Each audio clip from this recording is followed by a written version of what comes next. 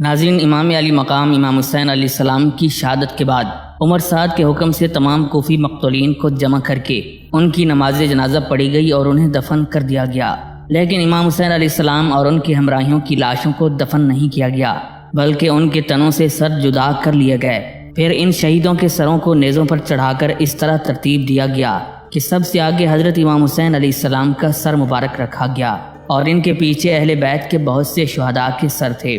یزیدیوں نے شہداء کرام کے سروں کو آپس میں بانٹ لیا۔ 12 سر قبیلہ حوازن کو دیے گئے، 13 سر ابن اشعث کو، 14 سر بنی تمیم کو اور باقی سر دوسرے مختلف قبیلے والوں نے لے لیے۔ امام علی مقام امام حسین علیہ السلام کا سر مبارک خولی بن یزید کو دیا گیا۔ پھر اسیران کربلا کا یہ مظلوم لٹا ہوا قافلہ کوفہ کی طرف روانہ ہوا۔ دن بھر سفر کرنے کے بعد شام کو جب یزیدی اپنی پہلی منزل پر ٹھہرے تو اہل بیت اطہار سے چھینا ہوا ایک اونٹ ذبح کیا، لیکن جب کھانے بیٹھے تو سارا گوشت خون بن گیا اور اس سے آگ کے بھڑکتے ہوئے شعلے نکلنے لگے۔ یزیدیوں نے ناچار کھجوروں کا شیرہ پی کر رات گزاری اور صبح پھر روانہ ہو گئے۔ جب ان ظالم یزیدیوں نے دوسری منزل پر قیام کیا تو سامنے ہی ایک گرجا نظر آیا، لہذا جن نیزوں پر ظالم شہداء کے سروں کو اٹھائے ہوئے تھے انہیں بجائے زمین پر گاڑنے کے یا کسی دوسری مقام پر رکھنے کے لے جا کر گرجے کی دیوار سے ٹکا کر کھڑا کر دیا۔ شہداء کرام کے سرہائے مقدسہ سے برابر خون کے قطرے ٹپک ٹپک کر ان کی حیات جاویداں کا ثبوت پیش کر رہے تھے۔ اچانک گرجے کی دیوار شق ہو گئی اور اس سے ایک ہاتھ نمودار ہوا جس میں لوہے کا قلم تھا۔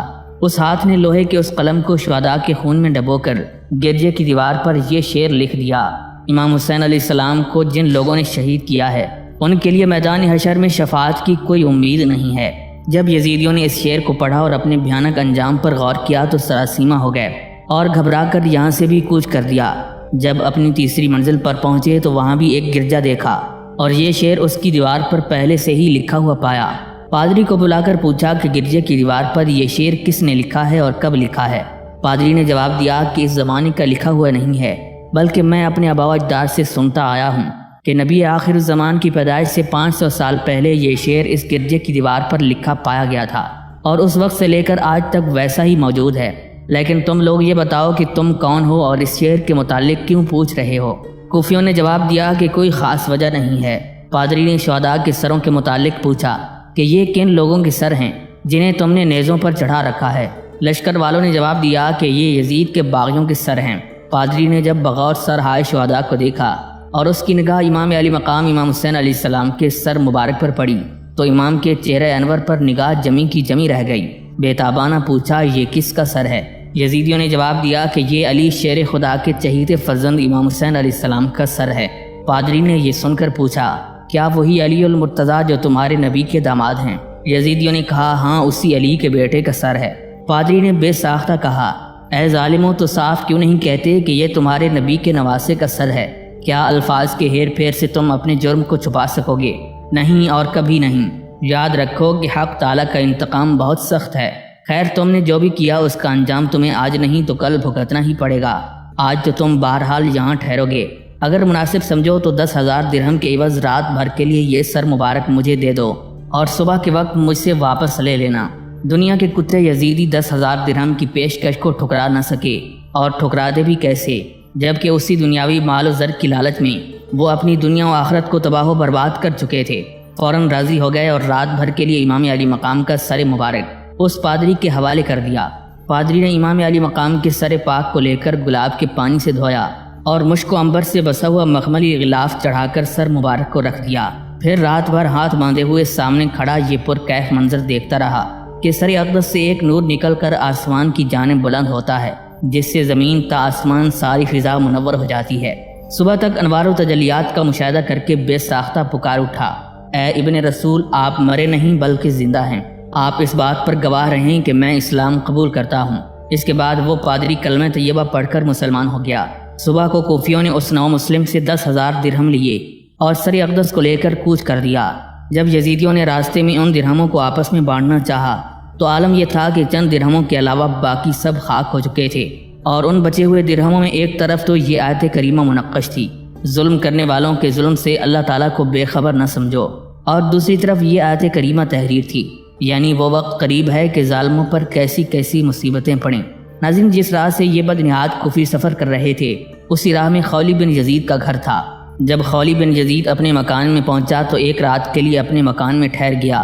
امام علی مقام امام حسین علیہ السلام کے سر مبارک کو لے جا کر گھر کے تندور میں رکھ دیا اور اپنی بیوی کے پوچھنے پر جواب دیا کہ ایک شخص یزید کا مخالف ہو گیا تھا، میں لشکر کے ساتھ اسی کے مقابلے کے لیے گیا تھا اور یہ اسی کا سر ہے۔ خولی کی بیوی ایک عابدہ و صالحہ خاتون تھیں۔ رات کو تہجد کے لیے اٹھیں تو دیکھا کہ تنور سے تیز قسم کی روشنی نکل رہی ہے۔ سوچنے لگیں کہ تنور میں آگ کی ایک چنگاری بھی نہیں تھی، پھر یہ روشنی کہاں سے آئی؟ ابھی حیرت و تعجب کی یہ کیفیت ختم بھی نہیں ہوئی تھی کہ دیکھا کہ چند مقدس ہستیاں آئیں اور تنور سے ایک سر نکالا۔ خولی کی بیوی نے غور سے دیکھا تو وہ نورانی شعاعیں اسی سر انور سے نکل رہی تھیں۔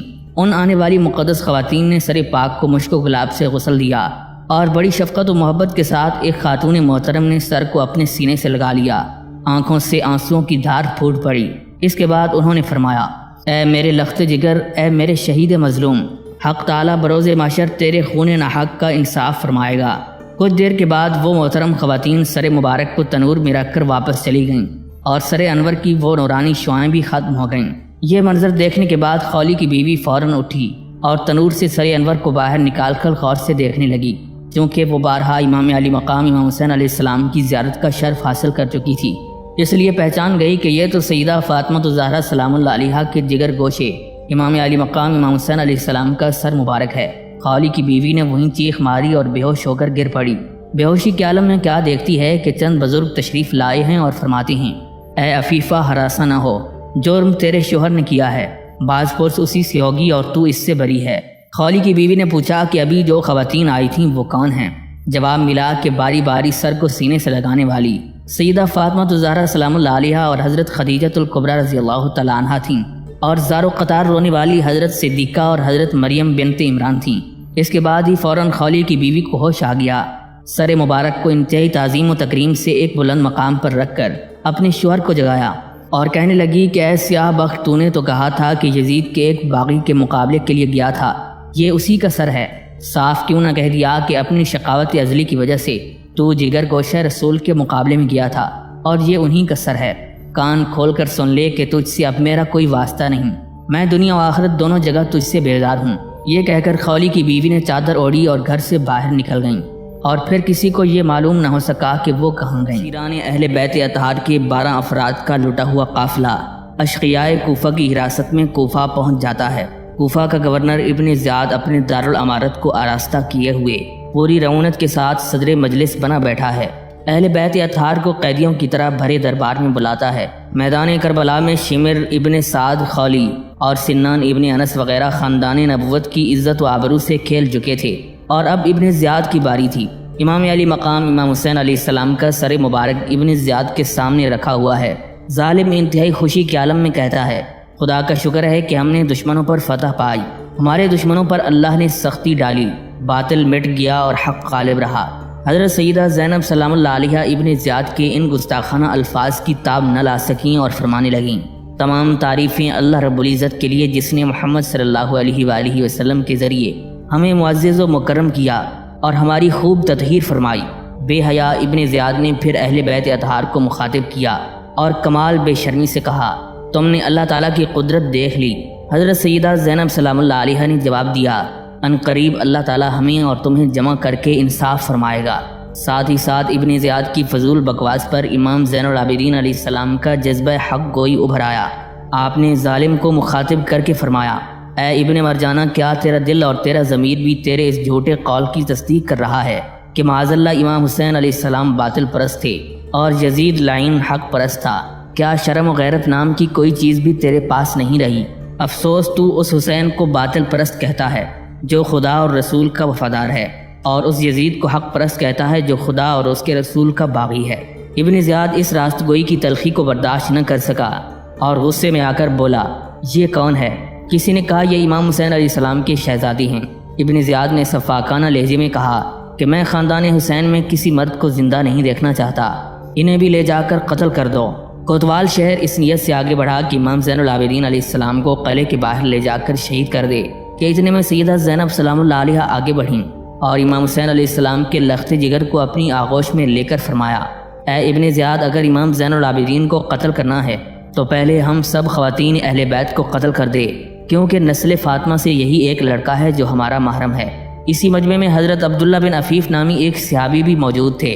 وہ پکار اٹھے کہ اے ابن زیاد، بجائے اس کے کہ اپنے کیے پر شرمندہ ہو، تو خوشی و مسرت کا اظہار کر رہا ہے اور نسل حسین کی آخری شمع کو بھی گھول کر دینا چاہتا ہے۔ خبردار امام زین العابدین کے قتل کا ارادہ نہ کرنا، ورنہ تیرا برا انجام اہل کوفہ ابھی اس بھرے مجمع میں دیکھیں گے۔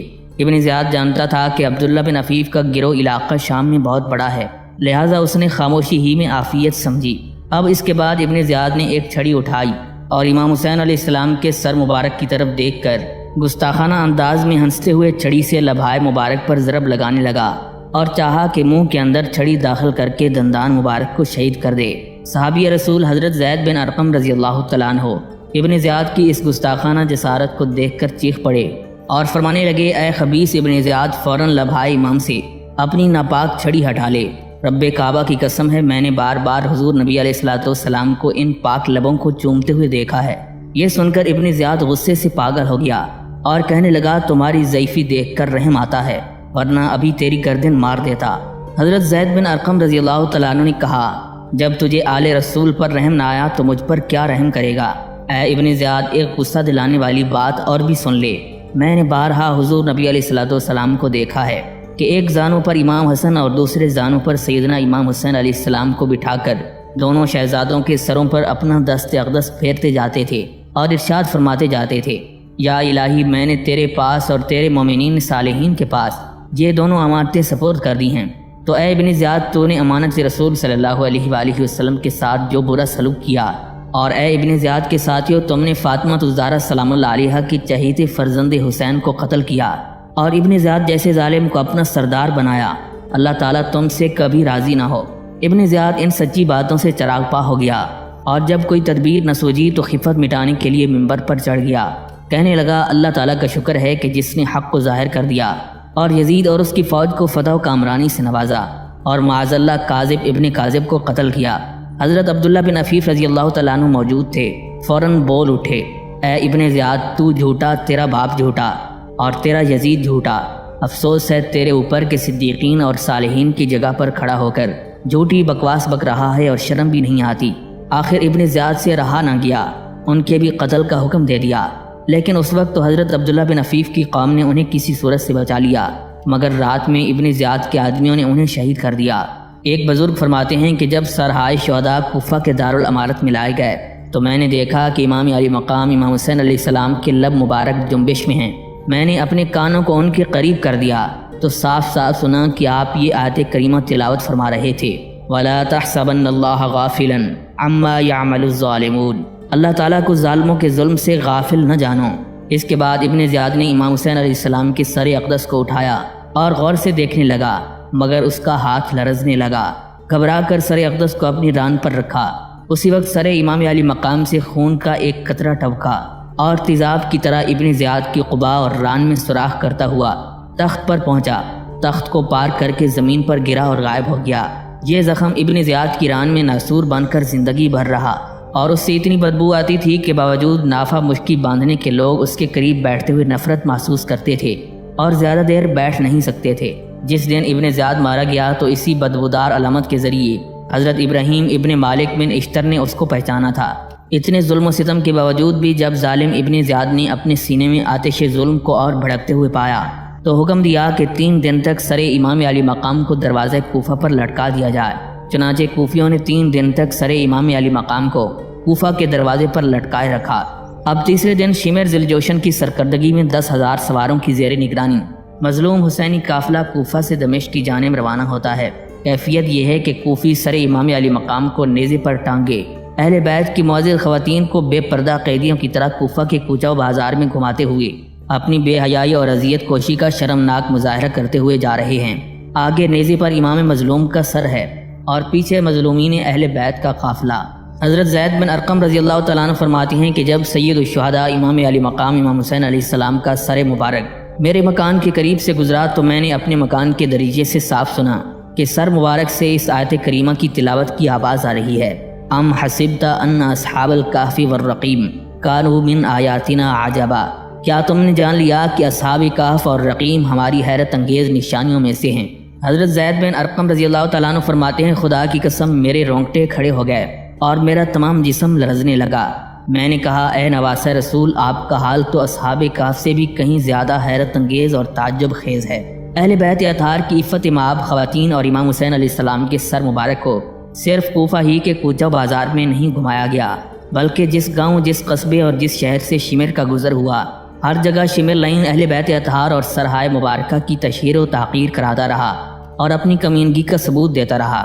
منزلیں طے کرتا ہوا جب یہ قافلہ مقامی حران پر پہنچا تو یحییٰ نامی ایک یہودی نے اپنے بالا خانے سے شہداء کے سروں کو دیکھا، اور جب سر امام علی مقام پر اس کی نگاہ پڑی تو اس نے دیکھا کہ امام حسین علیہ السلام کے لب مبارک متحرک ہیں۔ کان لگا کر سنا تو آپ قرآن مجید کی یہ آیت کریمہ تلاوت کر رہے تھے، وَسَيَعْلَمُ الَّذِينَ ظَلَمُوا أَيَّ مُنقَلَبٍ يَنقَلِبُونَ۔ وہ وقت قریب ہے کہ ظالموں پر کیسی کیسی مصیبتیں پڑیں۔ یحییٰ حرانی کی حیرت کی انتہا نہ رہی، فوراً پوچھا کہ سب سے آگے کس کا سر ہے؟ کوفیوں نے جواب دیا کہ سبط رسول امام حسین علیہ السلام کا سر ہے۔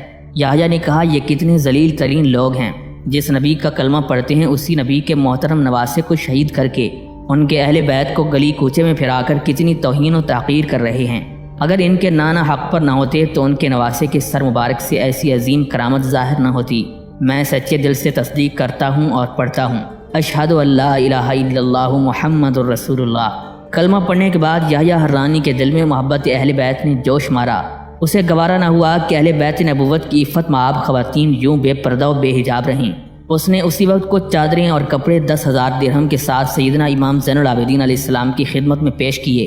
بدبخت یزیدوں نے دیکھا تو یحییٰ کو ڈانٹنے لگے کہ خبردار یہ یزید کے قیدی ہیں، ان کے ساتھ ایسا بعظمت سلوک نہ کرو ورنہ تہہ تیگ کر دیے جاؤ گے، کیونکہ تمہارے اس برتاؤ سے محبت حسین اور عداوت یزید کی بو آ رہی ہے۔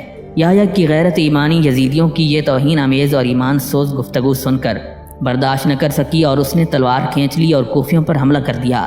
اس نے 5 کوفیوں کو قتل کرنے کے بعد عظمت اہل بیت پر اپنی جان عزیز نچھاور کر دی۔ حران سے چل کر کاروان اہل بیت جس وقت موصل کے قریب پہنچا تو کوفیوں نے امام حسین علیہ السلام کے سر مبارک کو ایک پتھر پر رکھ دیا۔ سر اقدس سے خون کا ایک قطرہ گرا اور پتھر پر جم گیا۔ یوں تو ہمیشہ وہ خشک رہا کرتا تھا، لیکن محرم کے دنوں میں تازہ خون بن جاتا۔ اس وقت سے لے کر عبد الملک بن مروان کے زمانے تک امام حسین علیہ السلام کی یہ کرامت برابر ظاہر ہوتی رہی، اگرچہ اب وہ قطرہ خون موجود نہیں ہے اور کہیں پوشیدہ کر دیا گیا ہے، لیکن مشہد نقطہ کے نام سے وہاں پر جو گنبد بنایا گیا ہے وہ آج بھی زیارت گاہ خلائق ہے۔ سفر کے دوران شمر نے چاہا کہ شہر موصل کے اندر قیام کرے، لیکن موصل کے حاکم عماد الدولہ اور باشندگان شہر نے اسے للکار دیا کہ ہمارے شہر میں ایسے ظالم و فاسق کے ٹھہرنے کی گنجائش نہیں جس کے دامن پر قتل اولاد رسول کا داغ ہو۔ مجبوراً شمر کو وہاں سے کوچ کرنا پڑا اور اس نے شہر نصیبین میں قیام کا ارادہ کیا۔ حاکم شہر نصیبین منصور بن ایاس نے یزید کی چاپلوسی اور خوشامد میں شہر کو سجایا اور شہر سے جا کر شمر کا استقبال کیا۔ اس نے چاہا کہ شمر وغیرہ کو لا کر شہر میں ٹھہرائے، لیکن غیرت حق کو جلا لا گیا۔ یہ بات گوارا نہ ہوئی کہ دشمنان اہل بیت کو سکون و اطمینان یا اعزاز و وقار نصیب ہو۔ ابھی شہداء کرام کی سرحائے مبارکہ دروازے شہر پر ہی تھے کہ اس بد نصیب شہر پر قہر الہی کی زبردست بجلی گری، جس نے آدھے سے زیادہ شہر کو جلا کر راکھ کر دیا۔ شمر بد حواس ہو کر یہاں سے بھی چل پڑا اور حلب کے علاقے میں پہاڑ پر مامورہ نامی ایک گاؤں آباد تھا، وہیں پر پہاڑ کے دامن میں قیام کیا۔ شہر امورہ کے رئیس عزیز نے قافلے قیامت کی خبر پائی لیکن کوئی توجہ نہ کی۔ رات کو جب سویا تو خواب میں دیکھتا ہے کہ حضرت موسیٰ کلیم اللہ علیہ السلام اور حضرت ہارون علیہ السلام تشریف فرما ہیں اور زار و قطار رو رہے ہیں۔ اس نے مؤدبانہ عرض کیا کہ اے اللہ کے کلیم، اس اشک باری کا کیا سبب ہے؟ حضرت موسیٰ کلیم اللہ علیہ السلام نے فرمایا، اے عزیز پیغمبر آخر الزمان کے لخت جگر جناب امام حسین علیہ السلام کو یزیدیوں نے میدان کربلا میں شہید کیا ہے۔ اس دامن کوہ میں وہی مظلوم حسینی قافلہ ٹھہرا ہوا ہے۔ اس قافلے کے ساتھ امام حسین علیہ السلام کا سر مبارک اور ان کی رفاقت میں شہید ہونے والے دوسرے شہداء کے بھی سر ہیں۔ تو جا اور نواز رسول کو ہمارا سلام کہہ، اس کے بدلے تجھے جناب امام کی نیک اور صالح کنیز شیریں سے نکاح کا شرف حاصل ہوگا۔ شہر معمورہ سے کوچ کرنے کے بعد شمر نے حکم دیا کہ دن میں تو شہداء کے سروں کو نیزوں پر رکھا جائے، لیکن رات کے وقت صندوقوں میں رکھ کر تالے لگا دیے جائیں اور 50 محافظین رات بھر پہرا دیتے رہیں۔ انہی محافظین میں سے ابو الخنوق نامی ایک شخص نے بیان کیا کہ ایک دن ہم لوگ جنگل میں ٹھہرے ہوئے تھے، رات کافی گزر چکی تھی، ہمارے ساتھ پہرا دینے والے تمام لوگ سو چکے تھے لیکن میں تنہا جاگ رہا تھا۔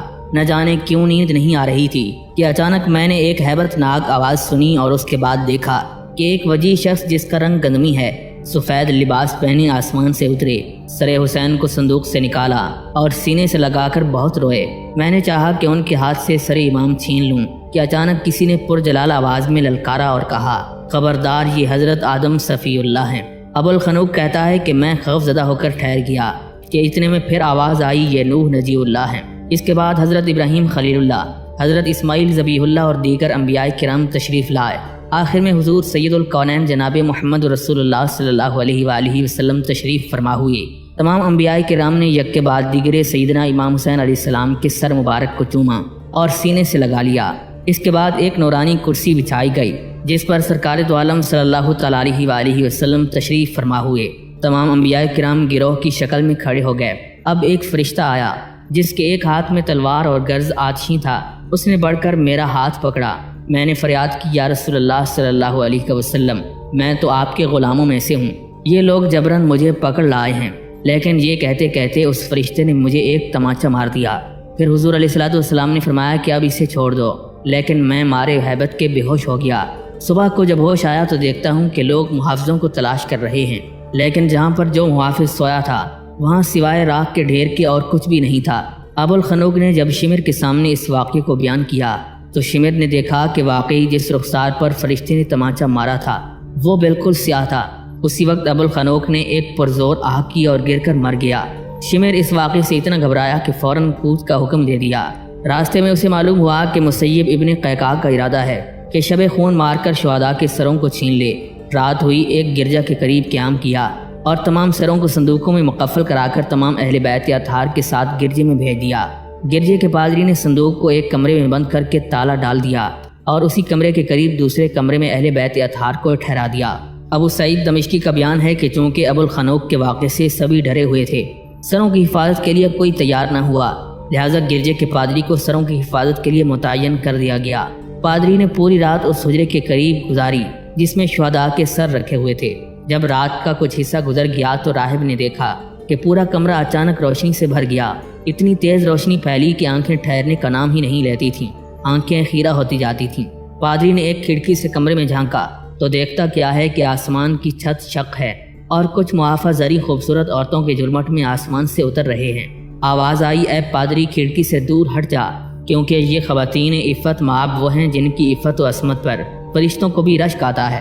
پادری کھڑکی سے الگ ہٹ جاتا ہے مگر آوازیں برابر سنتا رہتا ہے کہ یہ حضرت حوا تشریف لا رہی ہیں، یہ حضرت سارہ، یہ حضرت صفورہ، یہ حضرت آسیہ اور یہ حضرت خدیجۃ الکبریٰ رضی اللہ تعالیٰ عنہما تشریف لا رہی ہیں۔ آخر میں سیدہ فاطمہ الزہرا سلام اللہ علیہا تشریف لائیں۔ ان آنے والی خاتونان محترم نے مختلف انداز میں اپنے اپنے غم و افسوس کا اظہار کیا، مختلف قسم کے مرثیے پڑھے گئے۔ پادری نے دوبارہ پھر جھانک کر دیکھنا چاہا تو کچھ نہ دیکھ سکا، ایک حجاب نورانی حائل تھا۔ راہب تاب نہ لا سکا اور اس کی نورانیت کی وجہ سے بے ہوش ہو کر گر پڑا۔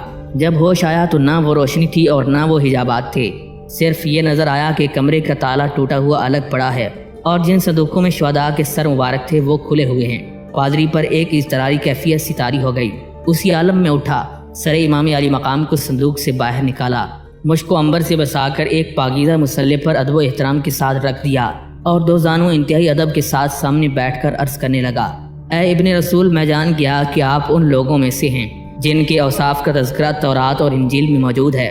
آپ کو خدائے بزرگ و برتر کی قسم ہے، مجھے حقیقت حال سے آگاہ فرمائیں۔ پادری کے اتنا کہنے پر لبھائے مبارک جنبش ہوئی اور فرمایا، میں مظلوم و غم زادہ اور غریب الدیار ہوں، میں نبی علیہ السلام کا لاڈلا بیٹا اور حضرت علی المرتضیٰ کا چہیتا فرزند ہوں۔ پادری نے جب یہ بات سنی تو اپنے متعلقین کو بلا کر ساری کیفیت بیان کی اور انہی کے سامنے اپنی زنار توڑ کر باواز بلند کلمہ شریف پڑھ لیا۔ راہب کا کلمہ پڑھنا تھا کہ اس کے تمام ساتھیوں نے زناریں توڑ ڈالیں اور ہلکا بگوش اسلام ہو گئے۔ پادری نے پھر سر امام سے مخاطب ہو کر عرض کیا کہ اگر حضور اجازت مرحمت فرمائیں تو میں اپنے متعلقین کو لے کر شمر کو اس کے کیفر کردار تک پہنچا دوں۔ سر امام علی مقام سے آواز آئی، مشیت الہی کچھ اور ہے، وقت کا انتظار کر، بہت جلد یہ اپنے برے انجام کو پہنچیں گے۔ غرض کوفہ سے شام تک کے سفر میں ایسے ہی حیرت انگیز کتنے واقعات ظہور میں آئے اور نہ جانے کتنی کرامتوں کا مشاہدہ ہزاروں انسانوں نے کیا۔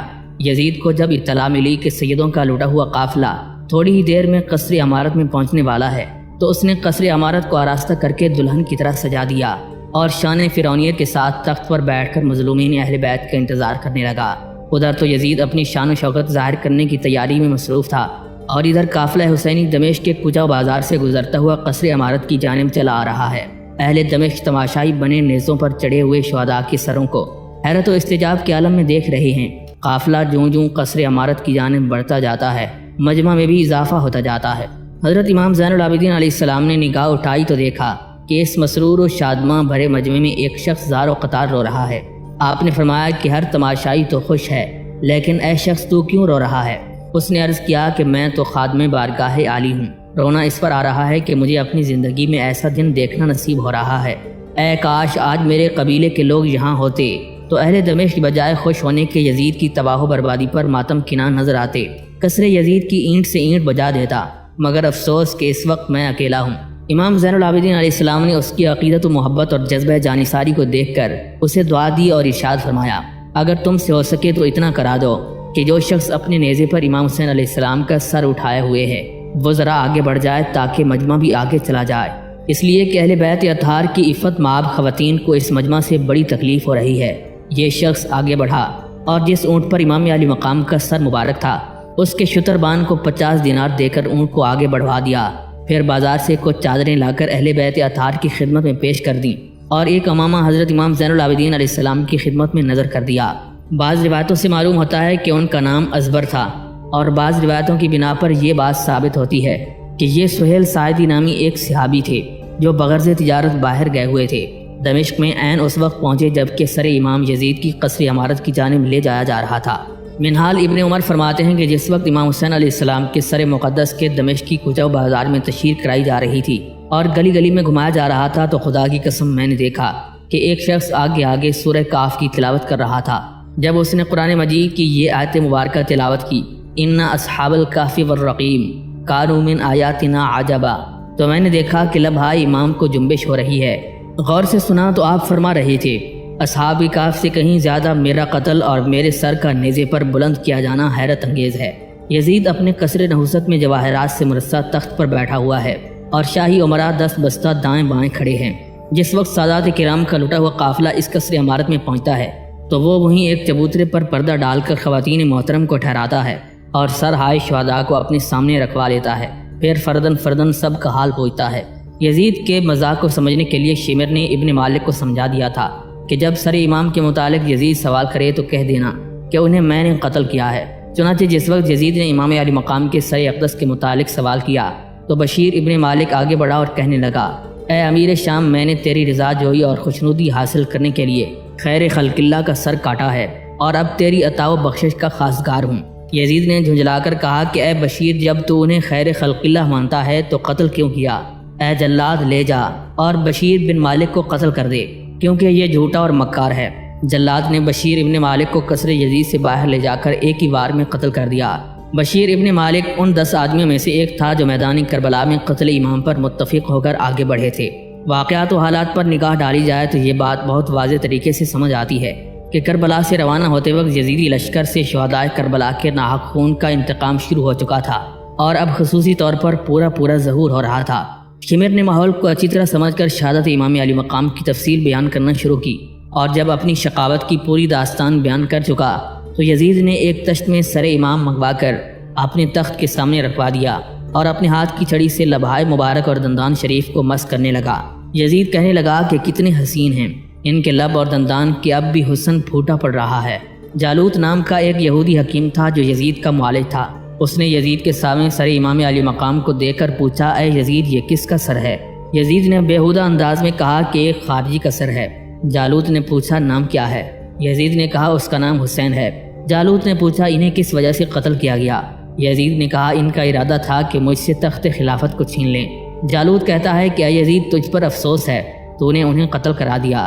حقیقت تو یہی ہے کہ خلافت انہی کا حق ہے۔ اے یزید، کیا تو نہیں جانتا کہ میں حضرت داؤد علیہ السلام کی اولاد میں سے ہوں اور مجھ میں اور ان میں 40 پشتوں کا فاصلہ ہے، لیکن یہودی آج بھی میری تعظیم کرتے ہیں اور مجھ سے برکت حاصل کرتے ہیں، اور تھوڑا ہی زمانہ گزرا ہے کہ تمہارے نبی ظاہری طور پر تمہارے درمیان تشریف فرما تھے اور یہ تیرے نبی کے نواسے ہیں۔ تو نے انہیں قتل کیا اور اہل بیت نبی کی توہین کی۔ یہ کہہ کر جالوت نے تلوار کھینچی اور چاہا کہ یزید پر وار کرے، لیکن لوگوں نے روک لیا۔ اس کے بعد جالوت سر امام علی مقام کے قریب آیا، سر اقدس کو بوسہ دیا اور کہنے لگا، اے امام، ان لوگوں پر اللہ تعالیٰ کی لعنت ہو جنہوں نے آپ کو قتل کیا۔ اے امام علی مقام، میں کلمہ اسلام پڑھتا ہوں، اپنے نانا جان کی بارگاہ میں میرا سلام عرض کریں اور میرے اسلام و ایمان پر گواہی دیں۔ یہ کیفیت دیکھ کر یزید کہنے لگا کہ میں اپنے موذی امراض کی وجہ سے تیرا محتاج ہوں، ورنہ تجھے ابھی قتل کر دیتا۔ جالوت نے جواب دیا کہ میں اب تجھے شفا یابی کی دوا نہیں دوں گا، بلکہ ایسی دوائیں دوں گا جو تجھے اور تباہ و برباد کریں گی۔ یہ سن کر یزید آپس سے باہر ہو گیا اور اس نے جلاد کو حکم دیا کہ جالوت کو قتل کر دے۔ جلاد آگے بڑھا اور اس نے حضرت جالوت کو شہید کر دیا۔ سر امام علی مقام ایک تشت میں یزید کے دربار میں رکھا ہوا تھا۔ یزید اور اس کے ساتھی شراب نوشی میں مصروف تھے کہ اتنے میں قیصر روم کا سفیر اس کے دربار میں داخل ہوا۔ یہ حالت دیکھ کر یزید سے پوچھا کہ اے یزید، کیسا سر ہے جس کی موجودگی میں تم لوگ شراب پینے میں مصروف ہو؟ مجھے اس حقیقت سے آگاہ کرو تاکہ میں قیصر روم کے دربار میں اس کی تفصیل بیان کر سکوں۔ یزید گستاخانہ انداز میں کہتا ہے کہ ایک خارجی کا سر ہے جس نے ہمارے بصرہ اور کوفہ کے عامل ابن زیاد پر خروج کیا تھا۔ سفیر نے پوچھا، یہ کون ہیں؟ یزید نے کہا کہ یہ حسین ابن علی ہیں۔ سفیر نے پوچھا، ان کی والدہ ماجدہ کا نام کیا ہے؟ یزید نے جواب دیا کہ ان کی والدہ ماجدہ کا نام فاطمہ الزہرا بنت محمد ہے۔ سفیر کہتا ہے، اے یزید، تجھ پر افسوس ہے اور تیری اس حالت پر افسوس صد افسوس ہے۔ اے یزید سن، میرے دادا حضرت عیسیٰ علیہ السلام کے حواریوں میں سے تھے، ان میں اور مجھ میں 40 پشتوں سے زیادہ فاصلہ ہے، لیکن عیسائی آج بھی میری تعظیم بہت زیادہ کرتے ہیں اور میرے پیر کی مٹی سے برکت حاصل کرتے ہیں۔ اور تیری یہ سرکشی کہ تو نے اپنے نبی کی صاحبزادی کے لخت جگر کے ساتھ ایسا دردناک ظلم کیا۔ اسی مجلس میں موجود حضرت سمرہ بن جندب رضی اللہ تعالیٰ عنہ، جو ایک بلند پایہ صحابی تھے، یزید کی ناپاک حرکت کو دیکھ کر تڑپ گئے اور یزید کو ڈانٹتے ہوئے فرمایا، اے یزید، تجھ پر خدا کا غضب ہو، تو ان لبوں اور دانتوں کی توہین کر رہا ہے جنہیں سرور کائنات صلی اللہ تعالیٰ علیہ وآلہ وسلم نے بار بار چوما ہے۔ تو محبوب خدا کی پسندیدہ اور محبوب شے کی اہانت کر رہا ہے۔ بس بہت ہو چکا، اب اپنے ناپاک ہاتھ کی ناپاک چھڑی کو ان مقدس لبوں سے ہٹا لے جن کی تقدیس کی فرشتے بھی قسم کھاتے ہیں۔ یزید اس نصیحت اور حق گوئی کی تلخی برداشت نہ کر سکا، غضبناک ہو کر کہنے لگا کہ اگر تمہاری صحابیت کا پاس نہ ہوتا تو تجھے ابھی قتل کرا دیتا۔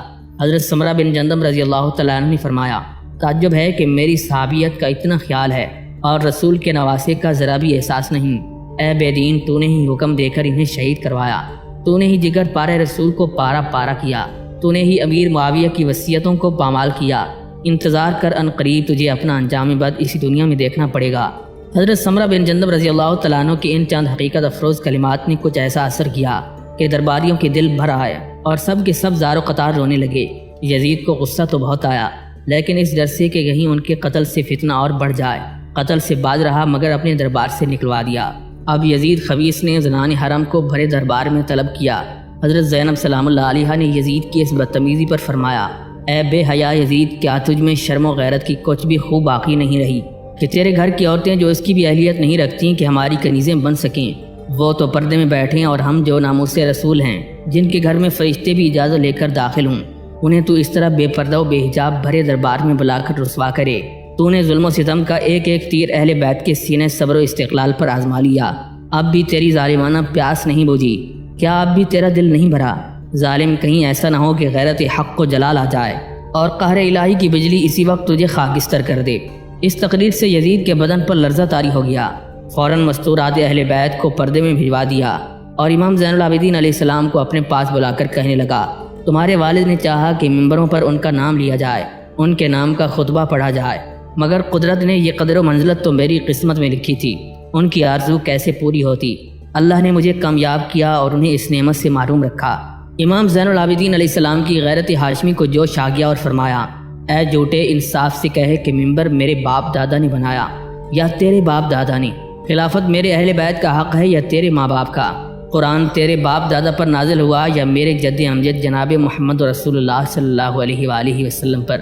امام زین العابدین علیہ السلام کی اس حقیقت افروز تقریر نے یزید کی آتش غیظ و غضب کو اور بھڑکا دیا۔ وہ اتنا مشتعل ہوا کہ حواس باختہ ہو کر امام زین العابدین کے قتل کا حکم جاری کر دیا۔ حضرت ام کلثوم رضی اللہ تعالیٰ عنہ نے یزید کو ڈانٹتے ہوئے فرمایا، اے ہندہ کے بیٹے یزید، خبردار قتل زین العابدین کا ارادہ بھی نہ کرنا، ورنہ ابھی تک تو ہم صبر و ضبط سے کام لیتے آئے ہیں، اب اگر تو نے اس نسل پیغمبر کی آخری نشانی کو مٹانا چاہا تو ہم ابھی رسول اللہ صلی اللہ علیہ وآلہ وسلم کو پکارتے ہیں۔ لیکن یزید نے جب آپ کے اس کہنے کا کوئی اثر نہ لیا تو اسی وقت آپ پکار اٹھیں، اے دو جہاں کے سردار داد رسی فرمائیں، اے خیر الرسل فریاد ہے، آپ کے لخت جگر حسین شہید ہو چکے ہیں اور اب آپ کی نسل پاک کی آخری نشانی بھی مٹائی جاتی ہے۔ حضرت ام کلثوم رضی اللہ تعالیٰ عنہ کی یہ فریاد اسی وقت بارگاہ نبوت میں شرف یاب ہو جاتی ہے اور یزید پر ایسی ہیبت طاری ہوئی کہ بدن لرزنے لگا۔ فوراً قتل امام زین العابدین کا حکم واپس لیا اور کہنے لگا، اے امام دربار شاہی کے آداب و رسوم کا خیال رکھیے۔ آپ نے فرمایا، مجھے تو اس سے کیا لینا ہے کہ میں آداب شاہی کا لحاظ رکھوں، یہ تیرا اور تیرے حوارین کا فرض ہے کہ مجھ سے ایسی توقع نہ رکھیں کہ میں تجھ جیسے فاسق و فاجر کا ادب بجا لاؤں۔ اتنے میں یزید کا بیٹا آ گیا۔ یزید کہنے لگا، میرا یہ بیٹا اور آپ عمر میں برابر ہیں، میں چاہتا ہوں کہ آپ دونوں کشتی لڑیں، دیکھوں کون جیتا ہے۔ آپ نے فرمایا کہ اگر تجھے یہی شوق ہے کہ میری رگوں میں دوڑنے والے ہاشمی خون کی طاقت و قوت دیکھے تو ایک تلوار مجھے دے اور ایک اپنے بیٹے کو دے، پھر دیکھ کس کا وار کاری ہے۔ اتنے میں یزید کے محل سے نوبت بجنے کی آواز آنے لگی۔ یزید کے بیٹے نے کہا، بتاؤ یہ نوبت کس کی بج رہی ہے، تمہارے باپ کی یا میرے باپ کی؟ ابھی اس کی یہ بےہودہ بکواس ختم بھی نہیں ہوئی تھی کہ مسجد سے اذان کی آواز آئی۔ امام زین العابدین علیہ السلام نے فرمایا، اے ابن یزید، تیرے باپ کی نوبت تیرے اسی قصر نحوست میں بجے گی اور صرف اس وقت تک جب تک نقارہ سلامت رہے، لیکن مسجد سے میرے جد کریم کی نوبت کی جو آواز آ رہی ہے، جس کی گونج فرش سے عرش تک ہے، صبح قیامت تک باقی رہے گی۔ بتا تو صحیح، اشہد ان محمد رسول اللہ میرے جد امجد کے لیے ہے یا تیرے باپ دادا کے لیے؟ امام زین العابدین علیہ السلام کی اس گفتگو سے یزید متاثر ہوا، نیز اس پر کچھ خوف کا بھی غلبہ ہو گیا۔ کہنے لگا کہ آپ مجھ سے کچھ فرمائش کریں، میں اسے پوری کروں گا۔ آپ نے فرمایا، مجھے یہ توقع تو نہیں کہ میں جو کچھ بھی کہوں گا تو اسے پورا کرے، اور اگر تو واقعی اپنے قول میں سچا ہے تو میرے 4 مطالبات ہیں، انہیں پورا کر دے۔ پہلا تو یہ ہے کہ میرے والد ماجد کے قاتل کو میرے حوالے کر کہ میں اسے قتل کروں۔ دوسرا یہ کہ شہداء کے سروں کو مجھے دے دے کہ میں انہیں لے کر جسم ہائے مقدس کے ساتھ دفن کروں۔ سوم یہ کہ آج جمعہ کا دن ہے، مجھے اجازت دیں کہ میں ممبر پر چڑھ کر خطبہ پڑھوں۔ چہارم یہ کہ ہمارے لٹے ہوئے قافلے کو مدینہ منورہ پہنچا دے۔ یزید نے ان 4 سوالوں کو سن کر سب سے پہلے قاتل امام حسین کے متعلق پوچھا۔ لوگوں نے کہا کہ خولی بن یزید ہے۔ چونکہ خولی بشیر ابن مالک کا عبرت ناک انجام دیکھ ہی چکا تھا، لہذا اس نے صاف انکار کر دیا کہ میں نے قتل نہیں کیا، بلکہ قاتل سنان ابن انس ہے۔ سنان ابن انس اپنا نام سنتے ہی جھٹ سے بول پڑا کہ میں قاتل امام پر لعنت بھیجتا ہوں، قاتل حسین تو شمر ذی الجوشن ہے۔ تمام درباری بھی تصدیق کرنے لگے کہ واقعی قاتل حسین تو شمر ہی ہے، مگر شمر نے بھی صاف انکار کر دیا۔ یزید نے برہم ہو کر کہا کہ آخر کسی نہ کسی نے تو قتل کیا ہی ہوگا۔ یزید کے تیور دیکھ کر شمر کو بھی طیش آ گیا، کہنے لگا کہ میں کیوں امام حسین کو قتل کروں گا؟ کیا حسین نے میری کوئی سلطنت دبا رکھی تھی؟ بلکہ اصل قاتل حسین وہ ہے جس کو خطرہ تھا کہ اگر حسین زندہ رہے تو میری سلطنت باقی نہیں رہے گی۔ قاتل حسین وہ ہے جس نے قبائل کو جمع کیا، انہیں ہتھیار دیے، جاکیریں دیں، زر و جواہر بانٹے اور قتل حسین پر ابھارا، خود عشرت قدے میں بیٹھا رہا اور دوسروں کے ذریعے اپنا مقصد حاصل کیا۔ کیونکہ یہ ساری باتیں یزید پر پڑ رہی تھیں، لہٰذا وہ کہنے لگا کہ تم سب پر خدا کی لعنت ہو، سب کے سب یہاں سے چلے جاؤ۔ اس کے بعد امام زین العابدین علیہ السلام سے کہنے لگا کہ قاتل امام کا مطالبہ تو درگزر کیجیے، باقی آپ کے تمام مطالبات منظور ہیں۔ جس وقت یزید جامع مسجد پہنچا تو دیکھتا کیا ہے کہ شام کے تمام امراء اور رؤساء جمع ہیں۔ سوچنے لگا کہ کہیں ایسا نہ ہو کہ امام زین العابدین کے خطبہ پڑھنے سے میرا بنا بنایا کام بگڑ جائے۔ اس نے فوراً ایک خطیب کو اشارہ کیا کہ وہ ممبر پر چڑھ گیا اور خطبہ شروع کر دیا۔ خطبہ کیا تھا؟ جھوٹ کا جیتا جاگتا شاکار تھا، جس میں آل ابو سفیان کی بے جا تعریف اور آل ابی طالب کی تحقیر و تذلیل اور سبط پیغمبر کی برائیاں تھیں۔ امام زین العابدین کی غیرت ایمانی اس غلط بیانی کو برداشت نہ کر سکی۔ آپ کھڑے ہو گئے اور آگے بڑھ کر فرمایا، اے شامی، تو انتہائی جھوٹا اور فتنہ پرور خطیب ہے، ایک فاسق و فاجر سیاہ کار بندے کی خوشنودی کے لیے اللہ تعالیٰ کی نافرمانی کر رہا ہے اور اپنے آپ کو عذاب الہی کا مستحق ٹھہراتا ہے۔ اے یزید، تو نے مجھ سے وعدہ کیا تھا کہ آج مجھے خطبہ پڑھنے کا موقع دے گا، پھر تیری یہ وعدہ خلافی کیسی؟ یزید کے دربار میں امام سجاد امام زین العابدین علیہ السلام نے یہ خطبہ ارشاد فرمایا، اے لوگو، میں تمہیں نصیحت کرتا ہوں کہ دنیا اور اس کی فریب کاریوں سے بچ جاؤ، کیونکہ یہ وہ جگہ ہے جو زوال پذیر ہے، اس کے لیے بقا نہیں ہے۔ اس نے گزشتہ قوموں کو فنا کر دیا ہے، حالانکہ تم سے زیادہ ان کے مال تھے، ان کی عمریں تم سے کہیں زیادہ لمبی تھیں، ان کے جسموں کو مٹی نے کھا لیا اور ان کے حالات پہلے کی طرح نہیں رہے۔ تو اب تم ان کے بعد دنیا و مافیہ سے کس بہتری کی امید رکھتے ہو؟ خبردار ہوشیار ہو جاؤ کہ اس دنیا سے لپٹے رہنا اور اسی میں مشغول ہو جانا بے فائدہ ہے۔ لہٰذا اپنی گزشتہ اور آئندہ کی زندگی پر غور کرو۔ نفسانی خواہشات سے فارغ ہونے اور عمر کی مدت ختم ہونے سے پہلے اس دنیا میں نیک کام کرو جن کا اچھا صلہ تمہیں آئندہ ملے گا۔ ان اونچے اونچے محلوں سے بہت جلد قبروں کی طرف بلائے جاؤ گے اور اچھے برے کاموں کے بارے میں تم سے حساب لیا جائے گا۔ اے لوگو، جو مجھے پہچانتا ہے وہ پہچانتا ہے، اور جو نہیں پہچانتا اس سے اپنا تعارف کرواتا ہوں۔ میرا نام علی ہے اور میں حسین ابن علی کا بیٹا ہوں۔ میں فاطمہ الزہرا سلام اللہ علیہا کا لخت جگر ہوں۔ میں ام المومنین خدیجہ الکبریٰ رضی اللہ تعالیٰ عنہ کا فرزند ارجمند ہوں۔ میں مکہ زادہ اور صفا مروہ کا اور میناک کا بچہ ہوں۔ میں اس ذات قدسی صفات کا بیٹا ہوں جس پر ملائکہ آسمان صلاۃ و سلام پڑھتے ہیں۔ میں اس کا بیٹا ہوں جو شفاعت کبریٰ کا مالک ہے۔ میں اس کا بیٹا ہوں جو قیامت میں حوض کوثر کا ساقی ہے۔ اے لوگو، خدا نے اچھی آزمائش کے ساتھ ہمارا امتحان لیا، ہمیں علم و ہدایت عطا فرمائی اور ہمارے مخالفین کو گمراہی کا جھنڈا پکڑا دیا۔ ہمیں جملہ عالمین پر بزرگی عطا فرمائی۔ ہمیں وہ دیا جو اہل عالمین میں سے کسی کو نہ دیا۔ ہمیں 5 چیزوں کے ساتھ مخصوص فرمایا جو مخلوقات میں کسی میں نہیں پائی جاتی، یعنی علم، شجاعت، سخاوت، محبت خدا اور محبت رسول۔ خالق کائنات نے ہمیں وہ عطا فرمایا جو مخلوقات میں کسی کو عطا نہیں فرمایا تھا۔ حضرت امام جعفر صادق علیہ السلام فرماتے ہیں کہ اس خطبے کا یہ اثر ہوا کہ لوگ چیخ چیخ کر رونے لگے، اور اس قدر ہی جان بڑھا کہ یزید نے گھبرا کر مؤذن کو اذان کہنے کا اشارہ کیا۔ مؤذن نے اذان کہنا شروع کر دی۔ جب مؤذن نے اللہ اکبر کہا تو امام زین العابدین نے جواب میں فرمایا، بے شک اللہ سب سے بڑا ہے۔ پھر جب مؤذن نے کہا اشہد ان محمد رسول اللہ تو امام زین العابدین علیہ السلام نے فرمایا، اے مؤذن، تجھے قسم ہے خداوند قدوس کی، ذرا چپ ہو جا۔ جب مؤذن خاموش ہو گیا تو آپ نے یزید سے فرمایا، اے یزید، سچ کہے کہ کیا محمد صلی اللہ علیہ وآلہ وسلم میرے نانا ہیں یا تیرے ہیں؟ اگر تو کہے کہ میرے ہیں تو تو نے سچ کہا، اور اگر تو کہے کہ تیرے ہیں تو تو جھوٹا ہے۔ یزید کہنے لگا، بے شک حضور علیہ الصلوۃ والسلام آپ کے نانا ہیں۔ امام زین العابدین علیہ السلام نے فرمایا، ظالم، جب تو یہ سب جانتا تھا تو نے اہل بیت اطہار کے نفوس قدسیہ کو کیوں شہید کیا؟ تم نے ان کے خاندان کی حرمت کیوں پامال کی؟ یہ سن کر یزید بالکل خاموش ہو گیا اور اہل مسجد چیخیں مار مار کر رونے لگے۔ عالم یہ ہو گیا کہ یزید کو اپنی جان کے لالے پڑ گئے۔ گھبرا کر کہنے لگا، اے لوگو، کیا تمہارا گمان ہے کہ میں نے حسین کو قتل کیا ہے؟ اللہ حسین کے قاتل پر لعنت کرے۔ ان کو قتل کرنے والا عامل بصرہ عبید اللہ ابن زیاد ہے۔ اس کے بعد پھر یزید نے حکم دیا کہ جس نے امام حسین علیہ السلام کی سر مبارک کو جسم اقدس سے جدا کیا ہے اور جو اس کے مددگار تھے، ان تمام کو میرے سامنے لایا جائے۔ سب سے پہلے شیش ربیعی سامنے آیا۔ یزید نے کہا، تجھ پر افسوس ہے، کیا میں نے تجھے قتل حسین کا حکم دیا تھا؟ شیش ربیعی کہنے لگا، ہرگز نہیں، اس پر خدا کی لعنت ہو جس نے انہیں شہید کیا۔ شیش بن ربیعی نے خولی بن یزید کی طرف اشارہ کر دیا۔ یزید نے خولی سے بھی وہی سوال کیا۔ خولی نے بھی وہی جواب دیا جو شیش ربیعی نے دیا تھا۔ غرض یہ کہ سوال و جواب ہوتے ہوتے حسین بن نمیر تک بات پہنچی۔ اس نے بھی انکار کر دیا اور کہا کہ تو جان کی امان دے تو میں قاتل حسین کا پتہ بتاؤں۔ یزید نے کہا، تجھے امان ہے۔ حسین بن نمیر نے کہا، اے امیر، بے شک یہ کام اس کا ہے جو نشان قائم کرنے والا ہے، مال و زر دینے والا ہے، لشکر جمع کرنے والا ہے، جس نے خطوط بھیج کر وعدہ وعید کرا کر انہیں بلایا، وہی امام کا قاتل ہے۔ حسین ابن نمیر کے جواب سے یزید مارے غصے کے آپے سے باہر ہو گیا اور جامع مسجد سے اٹھ کر گھر چلا آیا۔ یزید کی اس پریشان حالی کو دیکھ کر اس کی بیوی ہندہ قریب آئی اور اس نے کہا کہ رات کو میں نے ایک خواب دیکھا ہے کہ آسمانوں کے دروازے کھلے ہوئے ہیں، فرشتوں کی جماعتیں آ رہی ہیں اور سر امام علی مقام کے قریب آ کر ٹھہرتی ہیں اور عرض کرتی ہیں، السلام علیکہ یا ابا عبداللہ۔ اتنے میں ایک بادل آسمان سے اترا۔ یوں تو اس میں بہت آدمی تھے، لیکن ایک شخص ایسے تھے کہ ان کا چہرہ چاند سے کہیں زیادہ روشن و منور تھا۔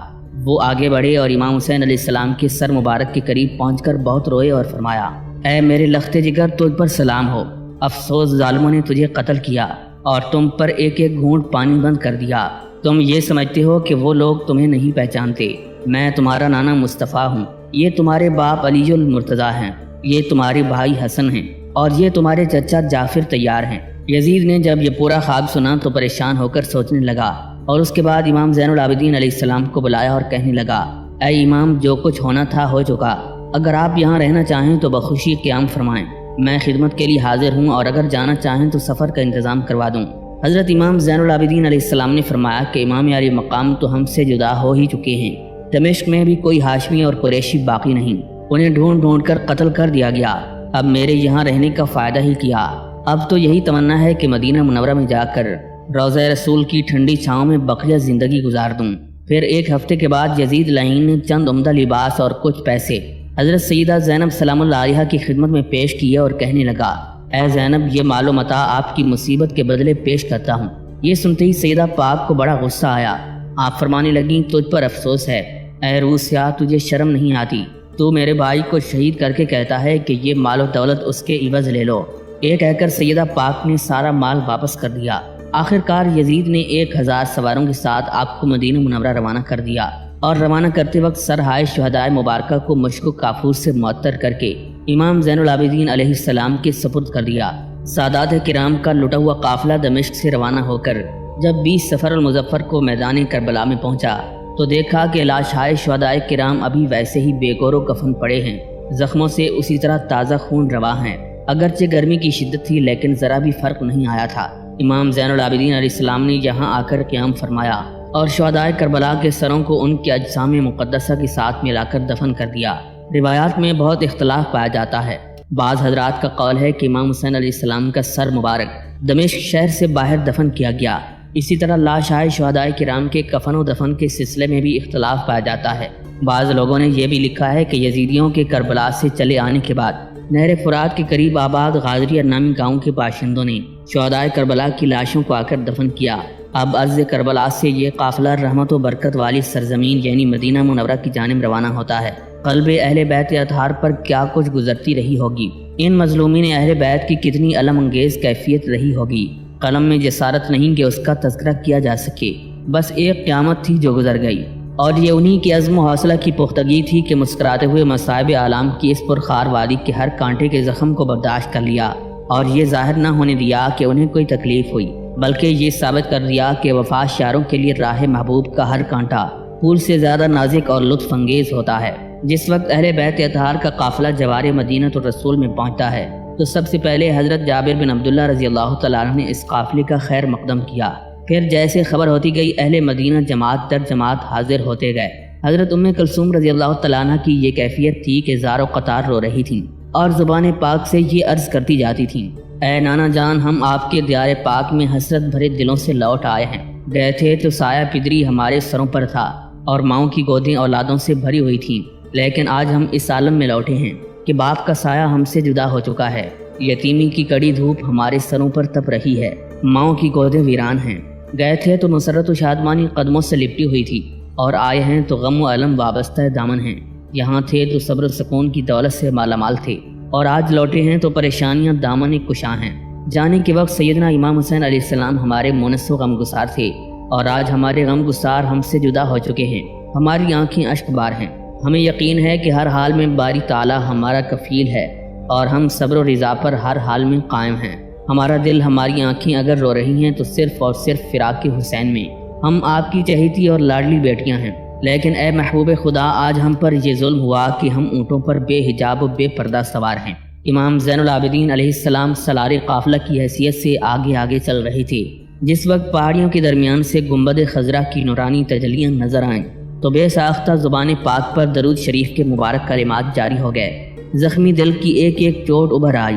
امام زین العابدین علیہ السلام کا وہ قلب مبارک جو کربلا سے لے کر کوفہ اور کوفہ سے شام تک پیش آنے والے ایک ایک مصائب و آلام کا سنگین چٹان بن کر مقابلہ کرتا رہا، گنبد خضرا نظر آتے ہی اسے یارائے صبر نہ رہا، آنکھیں بلک پڑیں اور بے ساختہ پکارے، اے رحمت للعالمین، اے بے کسوں کے فریاد رس، اے بے سہاروں کے سہارے، آج میں آپ کے جگر گوشے سیدنا امام حسین علیہ السلام کو دشت بے کسی میں سلا کر دائمی فرقت و جدائی کا غم لے کر حاضر دربار ہوا ہوں۔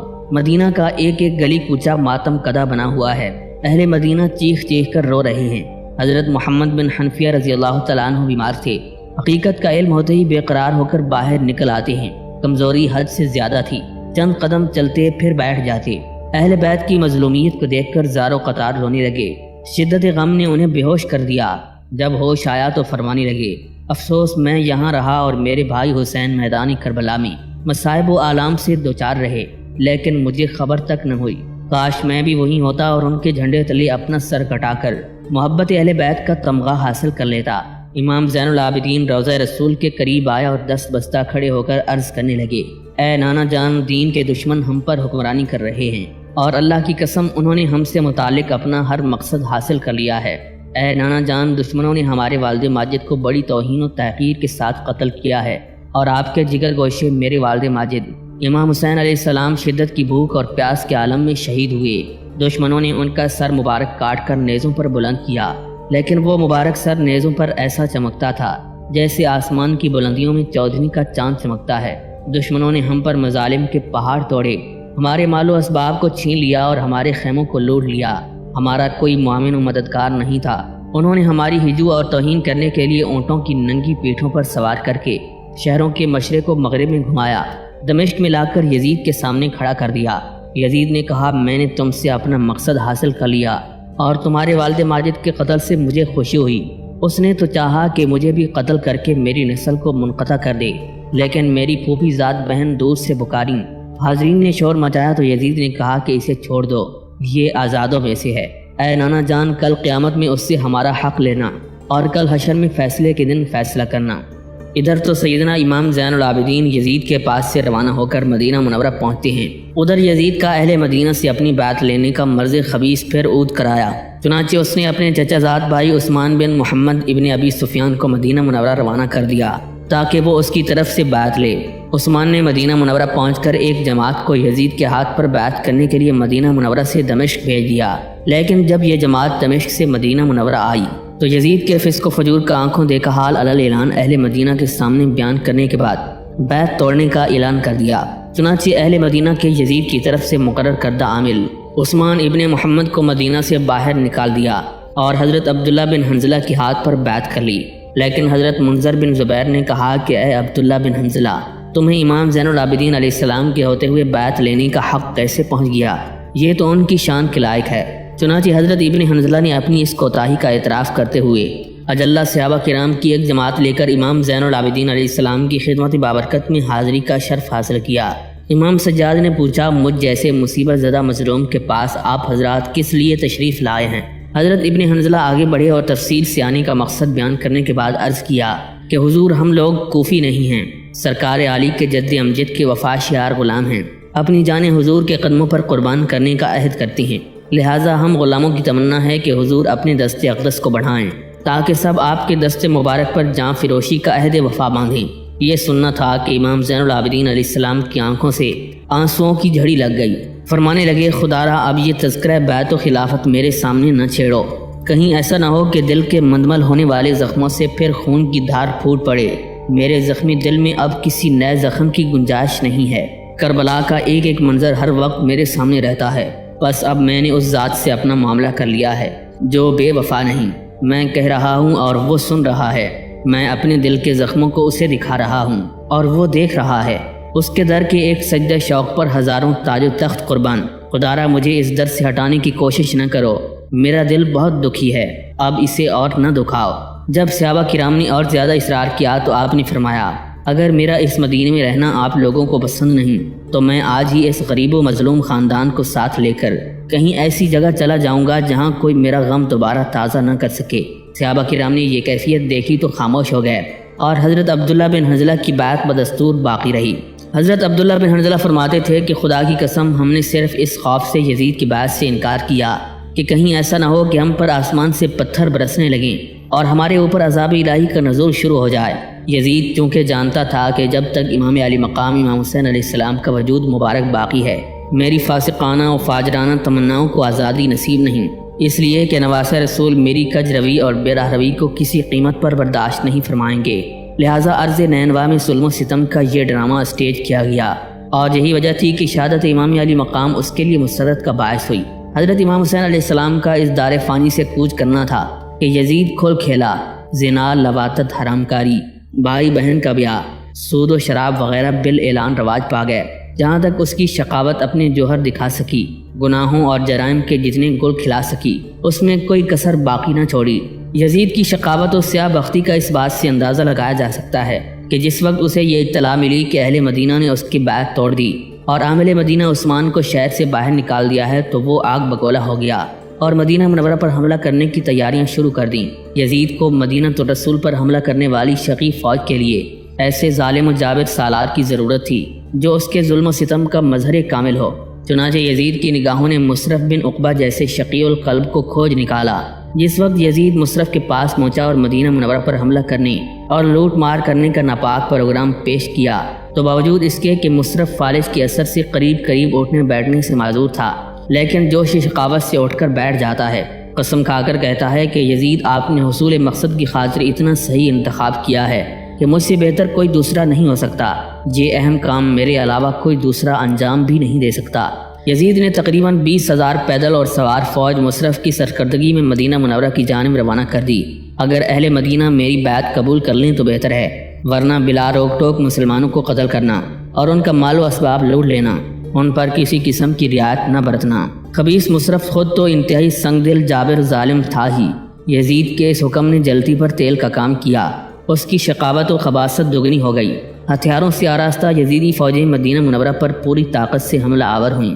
اہل مدینہ یزید کی ہتھیار بند فوجوں کے حملے کی تاب نہ لا سکے۔ مصرف نے مدینہ منورہ پر غلبہ پاتے ہی اپنی فوج میں اعلان کر دیا کہ اہل مدینہ میں جسے پاؤ قتل کر دو، جو سامان پاؤ لوٹ لو، میں نے مدینہ کی مسلمان عورتوں کو تم پر حلال کر دیا۔ اس حکم کا سننا تھا کہ یزیدی کھل کھیلے۔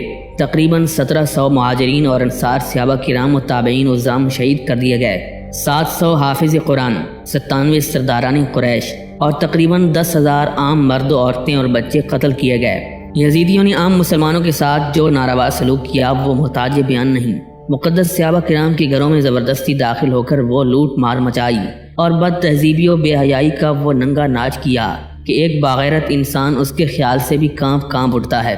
یزید کے بے شرم اور بے غیرت فوجیوں نے مدینہ منورہ کی مقدس خواتین کی بالجبر عصمت دری کی اور ان کے دامن عفت و عصمت کو تار کر کے رکھ دیا، جس کا نتیجہ یہ ہوا کہ 1000 عورتوں کے بطن سے ناجائز اولادیں پیدا ہو گئیں۔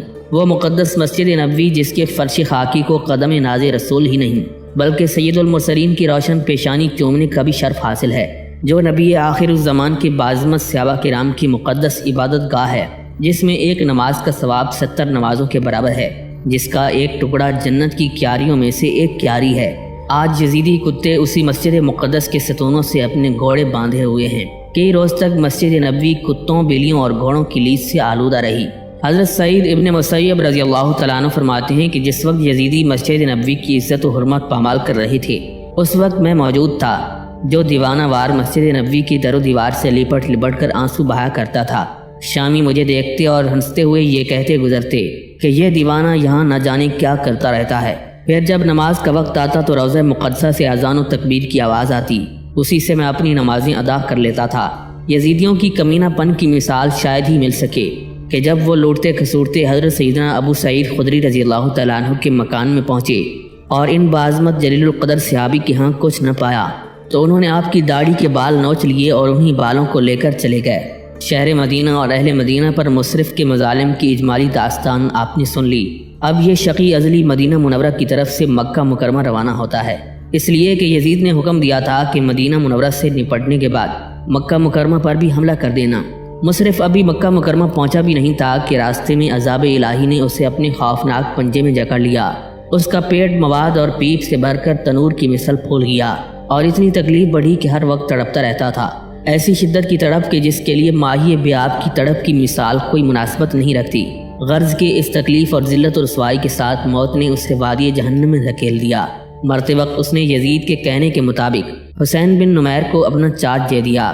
سیدنا امیر معاویہ کی وصال کے بعد جب یزید تخت حکومت پر قابض ہوا اور عامل مدینہ کے پاس اہل مدینہ سے بیعت لینے کے لیے احکام بھیجے تو اسی وقت سیدنا عبداللہ بن زبیر رضی اللہ تعالیٰ عنہ مدینہ منورہ سے مکہ مکرمہ چلے آئے تھے اور اہل مکہ نے عامل مکہ کو نکال کر حضرت عبداللہ بن زبیر رضی اللہ تعالیٰ عنہ کے ہاتھ پر بیعت کر لی تھی اور انہی کو اپنا حاکم تسلیم کر لیا تھا۔ چنانچہ اس وقت سے لے کر آج تک جبکہ حسین ابن نمیر مکہ مکرمہ پر حملہ کرنے کی نیت سے آ رہا تھا، مکہ مکرمہ میں سیدنا عبداللہ ابن زبیر رضی اللہ تعالیٰ عنہ ہی کی حکومت تھی۔ حضرت عبداللہ ابن زبیر رضی اللہ تعالیٰ عنہ سیدنا ابو بکر صدیق رضی اللہ تعالیٰ عنہ کی صاحبزادی حضرت اسماء کے بلند اقبال صاحبزادے تھے، یعنی سیدنا ابو بکر صدیق رضی اللہ تعالیٰ عنہ کے نواسے تھے۔ جب حضور نبی علیہ الصلوۃ والسلام مکہ مکرمہ سے مدینہ منورہ ہجرت کر کے تشریف لائے تو کفار مکہ کہتے تھے کہ مسلمانان مدینہ کی گود اولاد سے ہمیشہ خالی رہے گی، اس لیے کہ ہم نے جادو کر دیا ہے۔ ہجرت نبوی کے 20 مہینے بعد مسلمانوں میں سب سے پہلے جس بچے کی پیدائش ہوئی وہ حضرت عبداللہ ابن زبیر رضی اللہ تعالیٰ عنہ تھے۔ آپ کی پیدائش سے خود حضور نبی علیہ الصلوۃ والسلام اور مسلمانان مدینہ کو انتہائی مسرت ہوئی تھی۔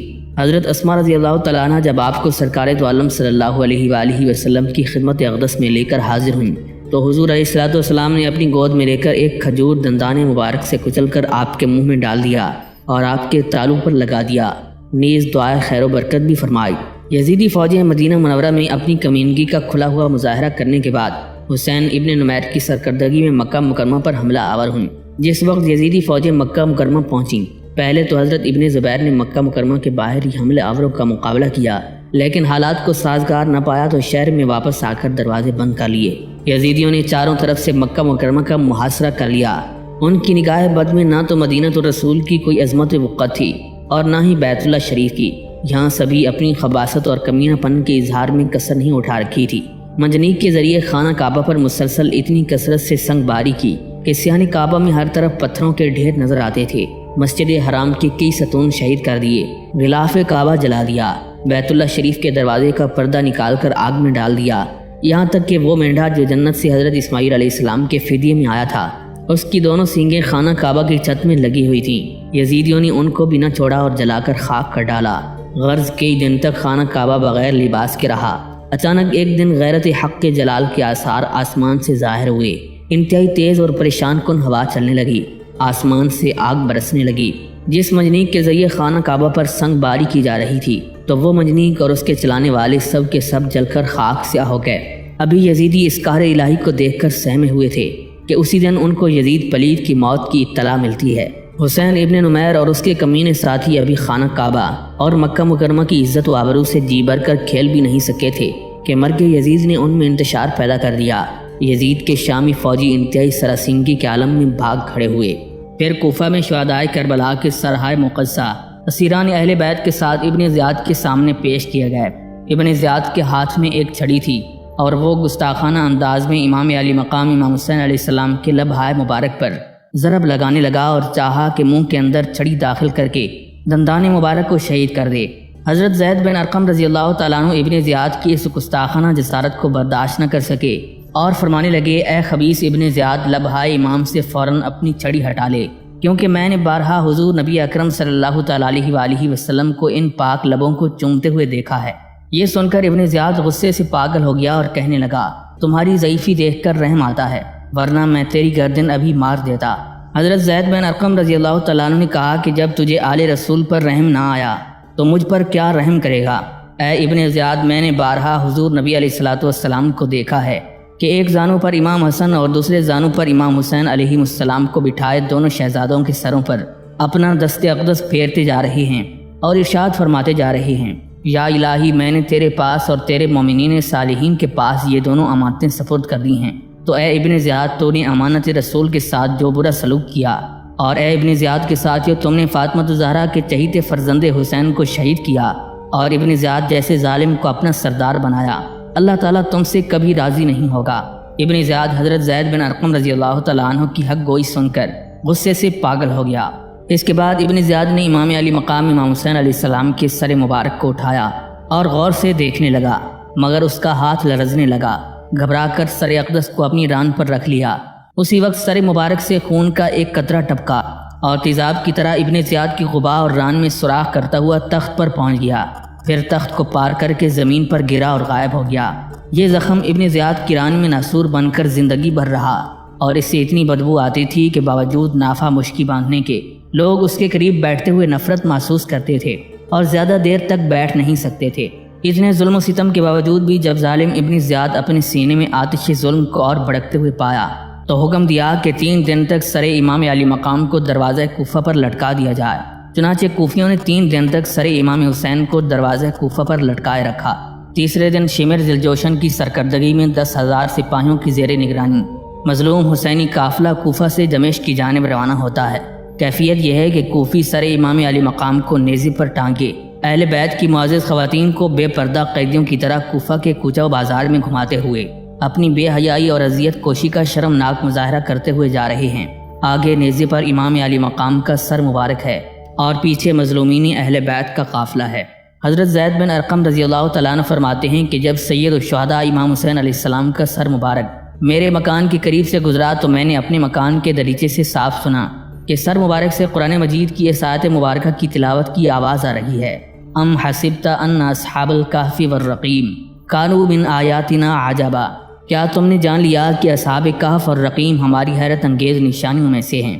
حضرت زید بن ارقم رضی اللہ تعالیٰ عنہ فرماتے ہیں کہ خدا کی قسم میرے رونگٹے کھڑے ہو گئے اور میرا تمام جسم لرزنے لگا۔ میں نے کہا اے نواسہ رسول، آپ کا حال تو اصحاب کہف سے بھی زیادہ حیرت انگیز اور تعجب خیز ہے۔ اہل بیت اطہار کی عفت مآب خواتین اور امام حسین علیہ السلام کے سر مبارک کو صرف کوفہ ہی کے کوچہ بازار میں نہیں گھمایا گیا، بلکہ جس گاؤں، جس قصبے اور جس شہر سے شمر کا گزر ہوا، ہر جگہ اہل بیت اطہار اور سر مبارک کی تشہیر و تحقیر کراتا رہا اور اپنی کمینگی کا ثبوت دیتا رہا۔ منزلیں طے کرتا ہوا جب یہ قافلہ مقام حران پر پہنچا تو یحییٰ نامی ایک یہودی نے اپنے بالا خانے سے شہداء کرام کے سروں کو دیکھا، اور جب امام حسین علیہ السلام کے سر مبارک پر اس کی نگاہ پڑی تو دیکھا کہ امام علی مقام کے لب مبارک متحرک ہیں۔ کان لگا کر سنا تو آپ قرآن مجید کی یہ آیت مبارکہ تلاوت فرما رہے تھے، وہ وقت قریب ہے کہ ظالموں پر کیسی کیسی مصیبتیں پڑیں۔ یحییٰ حرانی کی حیرت کی انتہا نہ رہی، اس نے فوراً پوچھا سب سے آگے کس کا سر ہے؟ کوفیوں نے جواب دیا کہ سبط رسول امام حسین علیہ السلام کا سر مبارک ہے۔ یحییٰ نے کہا یہ کتنے ذلیل ترین لوگ ہیں کہ جس نبی کا کلمہ پڑھتے ہیں اسی نبی کے نواسی کو قتل کر کے ان کے اہل بیت کو گلی کوچے میں پھرا کر کتنی توہین و تحقیر کر رہے ہیں۔ اگر ان کے نانا حق پر نہ ہوتے تو ان کے نواسے کے سر مبارک سے ایسی عظیم کرامت ظاہر نہ ہوتی۔ میں سچے دل سے اسلام کی تصدیق کرتا ہوں اور اسلام قبول کرتا ہوں۔ اس کے بعد یحییٰ حرانی نے کلمہ طیبہ پڑھ کر اسلام قبول کر لیا۔ کلمہ پڑھنے کے بعد یحییٰ حرانی کے دل میں محبت اہل بیت نے جوش مارا۔ اسے گوارا نہ ہوا کہ اہل بیت نبوت کی عفت مآب خواتین یوں بے پردہ و بے حجاب رہیں۔ اس نے اسی وقت کچھ چادریں اور کپڑے 10,000 درہم کے ساتھ امام زین العابدین علیہ السلام کی خدمت میں پیش کیے۔ بدبخت یزیدیوں نے دیکھا تو یحییٰ کو ڈانٹنے لگے کہ خبردار، یہ امیر المومنین یزید کے قیدی ہیں، ان کے ساتھ ایسا بعظمت سلوک نہ کرو ورنہ تہتیک کر دیا جاؤ گے، کیونکہ تمہارے اس برتاؤ سے محبت حسین اور عداوت یزید کی بو آ رہی ہے۔ یحییٰ کی غیرت ایمانی یزیدیوں کی یہ توہین آمیز ایمان سوز گفتگو برداشت نہ کر سکی۔ اس نے فوراً تلوار کھینچ لی اور کوفیوں پر حملہ کر دیا۔ چنانچہ یحییٰ حرانی نے 5 کوفیوں کو قتل کرنے کے بعد عظمت اہل بیت پر اپنی جان قربان کر دی۔ حران سے چل کر کاروان اہل بیت جس وقت موصل کے قریب پہنچا تو کوفیوں نے امام حسین علیہ السلام کے سر مبارک کو ایک پتھر پر رکھ دیا۔ سر اقدس سے خون کا ایک قطرہ گرا اور پتھر پر جم گیا۔ یوں تو ہمیشہ وہ خشک رہا کرتا تھا، لیکن محرم کے دنوں میں تازہ خون بن جاتا تھا۔ اس وقت سے لے کر عبد الملک بن مروان کے زمانے تک امام حسین علیہ السلام کی یہ کرامت برابر ظاہر ہوتی رہی۔ اگرچہ اب وہ قطرہ خون موجود نہیں اور کہیں پوشیدہ کر دیا گیا ہے، لیکن مشہد نقطہ کے نام سے وہاں پر جو گنبد بنایا گیا ہے وہ آج بھی زیارت گاہ خلائق ہے۔ پھر جب یہ قافلہ شہر نصیبین میں پہنچا تو وہاں کے حاکم منصور بن الیاس نے یزید کی چاپلوسی اور خوشامدی میں شہر کو سجایا اور قلعے سے باہر جا کر شمر کا استقبال کیا۔ اس نے چاہا کہ شمر اور اس کے سپاہیوں کو لا کر شہر میں ٹھہرائے، لیکن غیرت حق کو جلا لا گیا۔ یہ بات گوارا نہ ہوئی کہ دشمنان اہل بیت کو سکون و اطمینان یا اعزاز و وقار نصیب ہو۔ ابھی شہداء کرام کے سرحۂ مبارکہ دروازے شہر پر ہی تھے کہ اس بد نصیب شہر پر قہر الہی کی زبردست بجلی گری، جس نے آدھے سے زیادہ شہر کو جلا کر راکھ کر دیا۔ شمر حواس باختہ ہو کر یہاں سے بھی چل پڑا اور حلب کے علاقے میں پہاڑ پر مامورہ نامی ایک گاؤں آباد تھا، وہیں پہاڑ کے دامن میں قیام کیا۔ شہر مامورہ کے رئیس عزیز نے قافلے قیامت کی خبر پائی لیکن کوئی توجہ نہ کی۔ رات کو جب سویا تو خواب میں دیکھتا کیا ہے کہ حضرت موسیٰ علیہ السلام اور حضرت ہارون علیہ السلام تشریف فرما ہیں اور زار و قطار رو رہے ہیں۔ اس نے مؤدبانہ عرض کیا کہ اے اللہ کی کلیم، اس اشک باری کا کیا سبب ہے؟ حضرت موسیٰ علیہ السلام نے فرمایا، اے عزیز پیغمبر، آخر الزمان کے لخت جگر جناب امام حسین علیہ السلام کو یزیدیوں نے میدان کربلا میں شہید کر دیا ہے۔ اس دامن کوہ میں وہی مظلوم حسینی قافلہ ٹھہرا ہوا ہے۔ اس قافلے کے ساتھ امام حسین علیہ السلام کا سر مبارک اور ان کی رفاقت میں شہید ہونے والے دوسرے شہداء کے سر مبارک ہیں۔ تو جا اور نواسہ رسول کو ہمارا سلام کہہ، اس کے بدلے تجھے امام علی مقام کی نیک اور صالح کنیز شیریں سے نکاح کا شرف حاصل ہوگا۔ رئیس شہر مامورہ عزیز یہودی کے مہمان ہوتے ہی باشندگان شہر مامورہ بھی مسلمان ہو گئے۔ پورا شہر مامورہ اسلام کی روشنی سے جگمگا اٹھا۔ امام زین العابدین علیہ السلام نے فرمایا، اے عزیز، تم نے ہمارے اہل بیت کے ساتھ احسان کیا ہے، لہذا اس کے بدلے ہم نواسہ رسول کی آزاد کردہ کنیز شیریں سے تمہارا نکاح کر دیتے ہیں۔ چنانچہ اسی وقت اسی مجلس میں شیریں اور عزیز کا نکاح کروایا گیا۔ شہر معمورہ سے کوچ کرنے کے بعد شمر نے حکم دیا کہ دن میں تو شہداء کرام کے سروں کو نیزوں پر رکھا جائے، لیکن رات کے وقت انہیں صندوقوں میں رکھ کر تالے لگا دیے جائیں اور 50 محافظین رات بھر پہرا دیتے رہیں۔ انہی محافظین میں سے ابو الخنوق نامی ایک شخص نے بیان کیا کہ ایک دن ہم لوگ جنگل میں ٹھہرے ہوئے تھے، رات کافی گزر چکی تھی، ہمارے ساتھ پہرا دینے والے تمام لوگ سو چکے تھے، لیکن میں تنہا جاگ رہا تھا۔ نہ جانے کیوں نیند نہیں آ رہی تھی کہ اچانک میں نے ایک ہیبت ناک آواز سنی اور اس کے بعد دیکھا کہ ایک وجیح شخص جس کا رنگ گندمی ہے، سفید لباس پہنے آسمان سے اترے، سر مبارک امام حسین علیہ السلام کو صندوق سے نکالا اور سینے سے لگا کر بہت روئے۔ میں نے چاہا کہ ان کے ہاتھ سے سر امام چھین لوں کہ اچانک کسی نے پرجلال آواز میں للکارا اور کہا کہ خبردار، یہ حضرت آدم صفی اللہ ہیں۔ ابو الخنوق کہتا ہے کہ میں خوفزدہ ہو کر ٹھہر گیا، اتنے میں پھر آواز آئی، یہ نوح نجی اللہ ہیں۔ اس کے بعد حضرت ابراہیم علیہ السلام اور حضرت اسماعیل علیہ السلام اور دیگر انبیاء کرام تشریف لائے۔ آخر میں حضور سید الکونین جناب محمد رسول اللہ صلی اللہ علیہ وآلہ وسلم تشریف فرما ہوئے۔ تمام انبیاء کرام نے یکے بعد دیگر امام علی مقام کے سر مبارک کو چوما اور سینے سے لگایا۔ اس کے بعد ایک نورانی کرسی بچھائی گئی جس پر سرکار دو عالم صلی اللہ تعالیٰ علیہ وآلہ وسلم تشریف فرما ہوئے اور تمام انبیاء کرام گروہ کی شکل میں ان کے پاس کھڑے ہو گئے۔ اب ایک فرشتہ آیا جس کے ایک ہاتھ میں تلوار اور گرز آتشی تھا، اس نے بڑھ کر میرا ہاتھ پکڑا۔ میں نے فریاد کی، یا رسول اللہ صلی اللہ علیہ وسلم، میں تو سرکار کے غلاموں میں سے ہوں، یہ لوگ جبراً مجھے پکڑ لائے ہیں۔ لیکن یہ کہتے کہتے اس فرشتے نے مجھے ایک تماچا مار ہی دیا۔ پھر حضور علیہ الصلوۃ والسلام نے فرمایا کہ اب اسے چھوڑ دو، لیکن میں مارے ہیبت کے بے ہوش ہو گیا۔ صبح کے وقت جب ہوش آیا تو دیکھتا ہوں کہ لوگ محافظوں کو تلاش کر رہے ہیں، لیکن جہاں پر جو محافظ سویا تھا وہاں سوائے راکھ کے ڈھیر کے اور کچھ نہیں تھا۔ ابو الخنوق نے جب شمر کے سامنے اس واقعے کو بیان کیا تو شمر نے کہا کہ واقعی جس رخسار پر فرشتے نے تماچا مارا تھا وہ بالکل سیاہ تھا۔ اسی وقت ابو الخنوق نے ایک پرزور آہ کی اور گر کر مر گیا۔ شمر اس واقعے سے اتنا گھبرایا کہ فوراً کوچ کا حکم دے دیا۔ پھر جب رات ہوئی تو اس نے ایک گرجا کے قریب قیام کیا اور تمام سروں کو صندوقوں میں مقفل کرا کر تمام اہل بیت اطہار کے ساتھ ایک گرجے میں بھیج دیا۔ گرجے کے پادری نے صندوق کو ایک کمرے میں بند کر کے تالا ڈال دیا اور اسی کمرے کے قریب دوسرے کمرے میں اہل بیت اطہار کو ٹھہرا دیا۔ ابو سعید دمشقی کا بیان ہے کہ چونکہ ابو الخنوق کے واقعے سے سبھی ڈرے ہوئے تھے، سروں کی حفاظت کے لیے کوئی تیار نہ ہوا، لہذا گرجے کے پادری کو سروں کی حفاظت کے لیے متعین کر دیا گیا۔ پادری نے پوری رات اسی حجرے کے قریب گزاری جس میں شہداء کے سر رکھے ہوئے تھے۔ جب رات کا کچھ حصہ گزر گیا تو راہب نے دیکھا کہ پورا کمرہ اچانک روشنی سے بھر گیا اور اتنی تیز روشنی کہ آنکھیں ٹھہرنے کا نام ہی نہیں لیتی تھیں اور خیرہ ہوئی جاتی تھیں۔ پادری نے ایک کھڑکی سے کمرے میں جھانکا تو کیا دیکھتا ہے کہ آسمان کی چھت شق ہے اور کچھ معافی زریں خوبصورت عورتوں کے جرمٹ میں آسمان سے اتر رہے ہیں۔ آواز آئی، اے پادری کھڑکی سے دور ہٹ جا، کیونکہ یہ خواتین عفت مآب وہ ہیں جن کی عفت و عصمت پر فرشتوں کو بھی رشک آتا ہے۔ پادری کھڑکی سے الگ ہٹ جاتا ہے مگر آوازیں برابر سنتا رہا کہ یہ حضرت حوا سلام اللہ علیہا تشریف لا رہی ہیں، یہ حضرت سارہ، یہ حضرت صفورہ، یہ حضرت آسیہ اور یہ حضرت خدیجہ الکبریٰ رضی اللہ تعالیٰ عنہما تشریف لا رہی ہیں۔ آخر میں سیدہ فاطمہ الزہرا سلام اللہ علیہا تشریف لائیں۔ ان آنے والی خاتون محترم نے مختلف انداز میں اپنے اپنے غم و افسوس کا اظہار کیا، مختلف قسم کے مرثیے پڑھے گئے۔ پادری نے دوبارہ پھر جھانک کر دیکھنا چاہا تو کچھ نہ دیکھ سکا۔ ایک نورانی حجاب حائل تھا، پادری اس کی تاب نہ لا سکا اور اس کی نورانیت کی وجہ سے بے ہوش ہو کر گر پڑا۔ جب ہوش آیا تو نہ وہ روشنی تھی اور نہ وہ حجابات تھے، صرف یہ نظر آیا کہ کمرے کا تالا ٹوٹا ہوا الگ پڑا ہے اور جن صندوقوں میں شہداء کے سر تھے وہ کھلے ہوئے ہیں۔ پادری پر ایک اضطراری کیفیت سی طاری ہو گئی، وہ اسی عالم میں اٹھا اور سر امام علی مقام کو صندوق سے باہر نکالا، مشک کو عنبر سے بسا کر ایک پاکیزہ مصلی پر ادب و احترام کے ساتھ رکھ دیا۔ پھر وہ دوزانو ہو کر انتہائی ادب کے ساتھ سامنے بیٹھ کر عرض کرنے لگا، اے ابن رسول، میں جان گیا کہ آپ ان لوگوں میں سے ہیں جن کے اوصاف کا تذکرہ تورات و انجیل میں ہے۔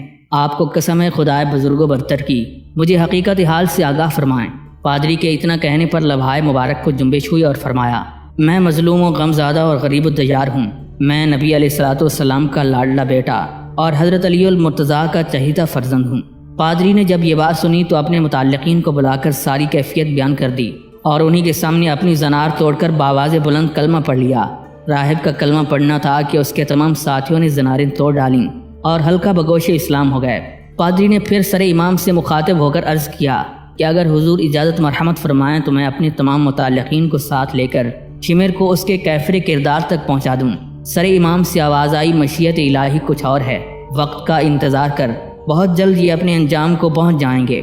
غرض کوفہ سے شام تک کے سفر میں ایسے ہی حیرت انگیز اور کتنے واقعات ظہور میں آئے اور نہ جانے کتنی کرامتوں کا مشاہدہ ہزاروں انسانوں نے کیا۔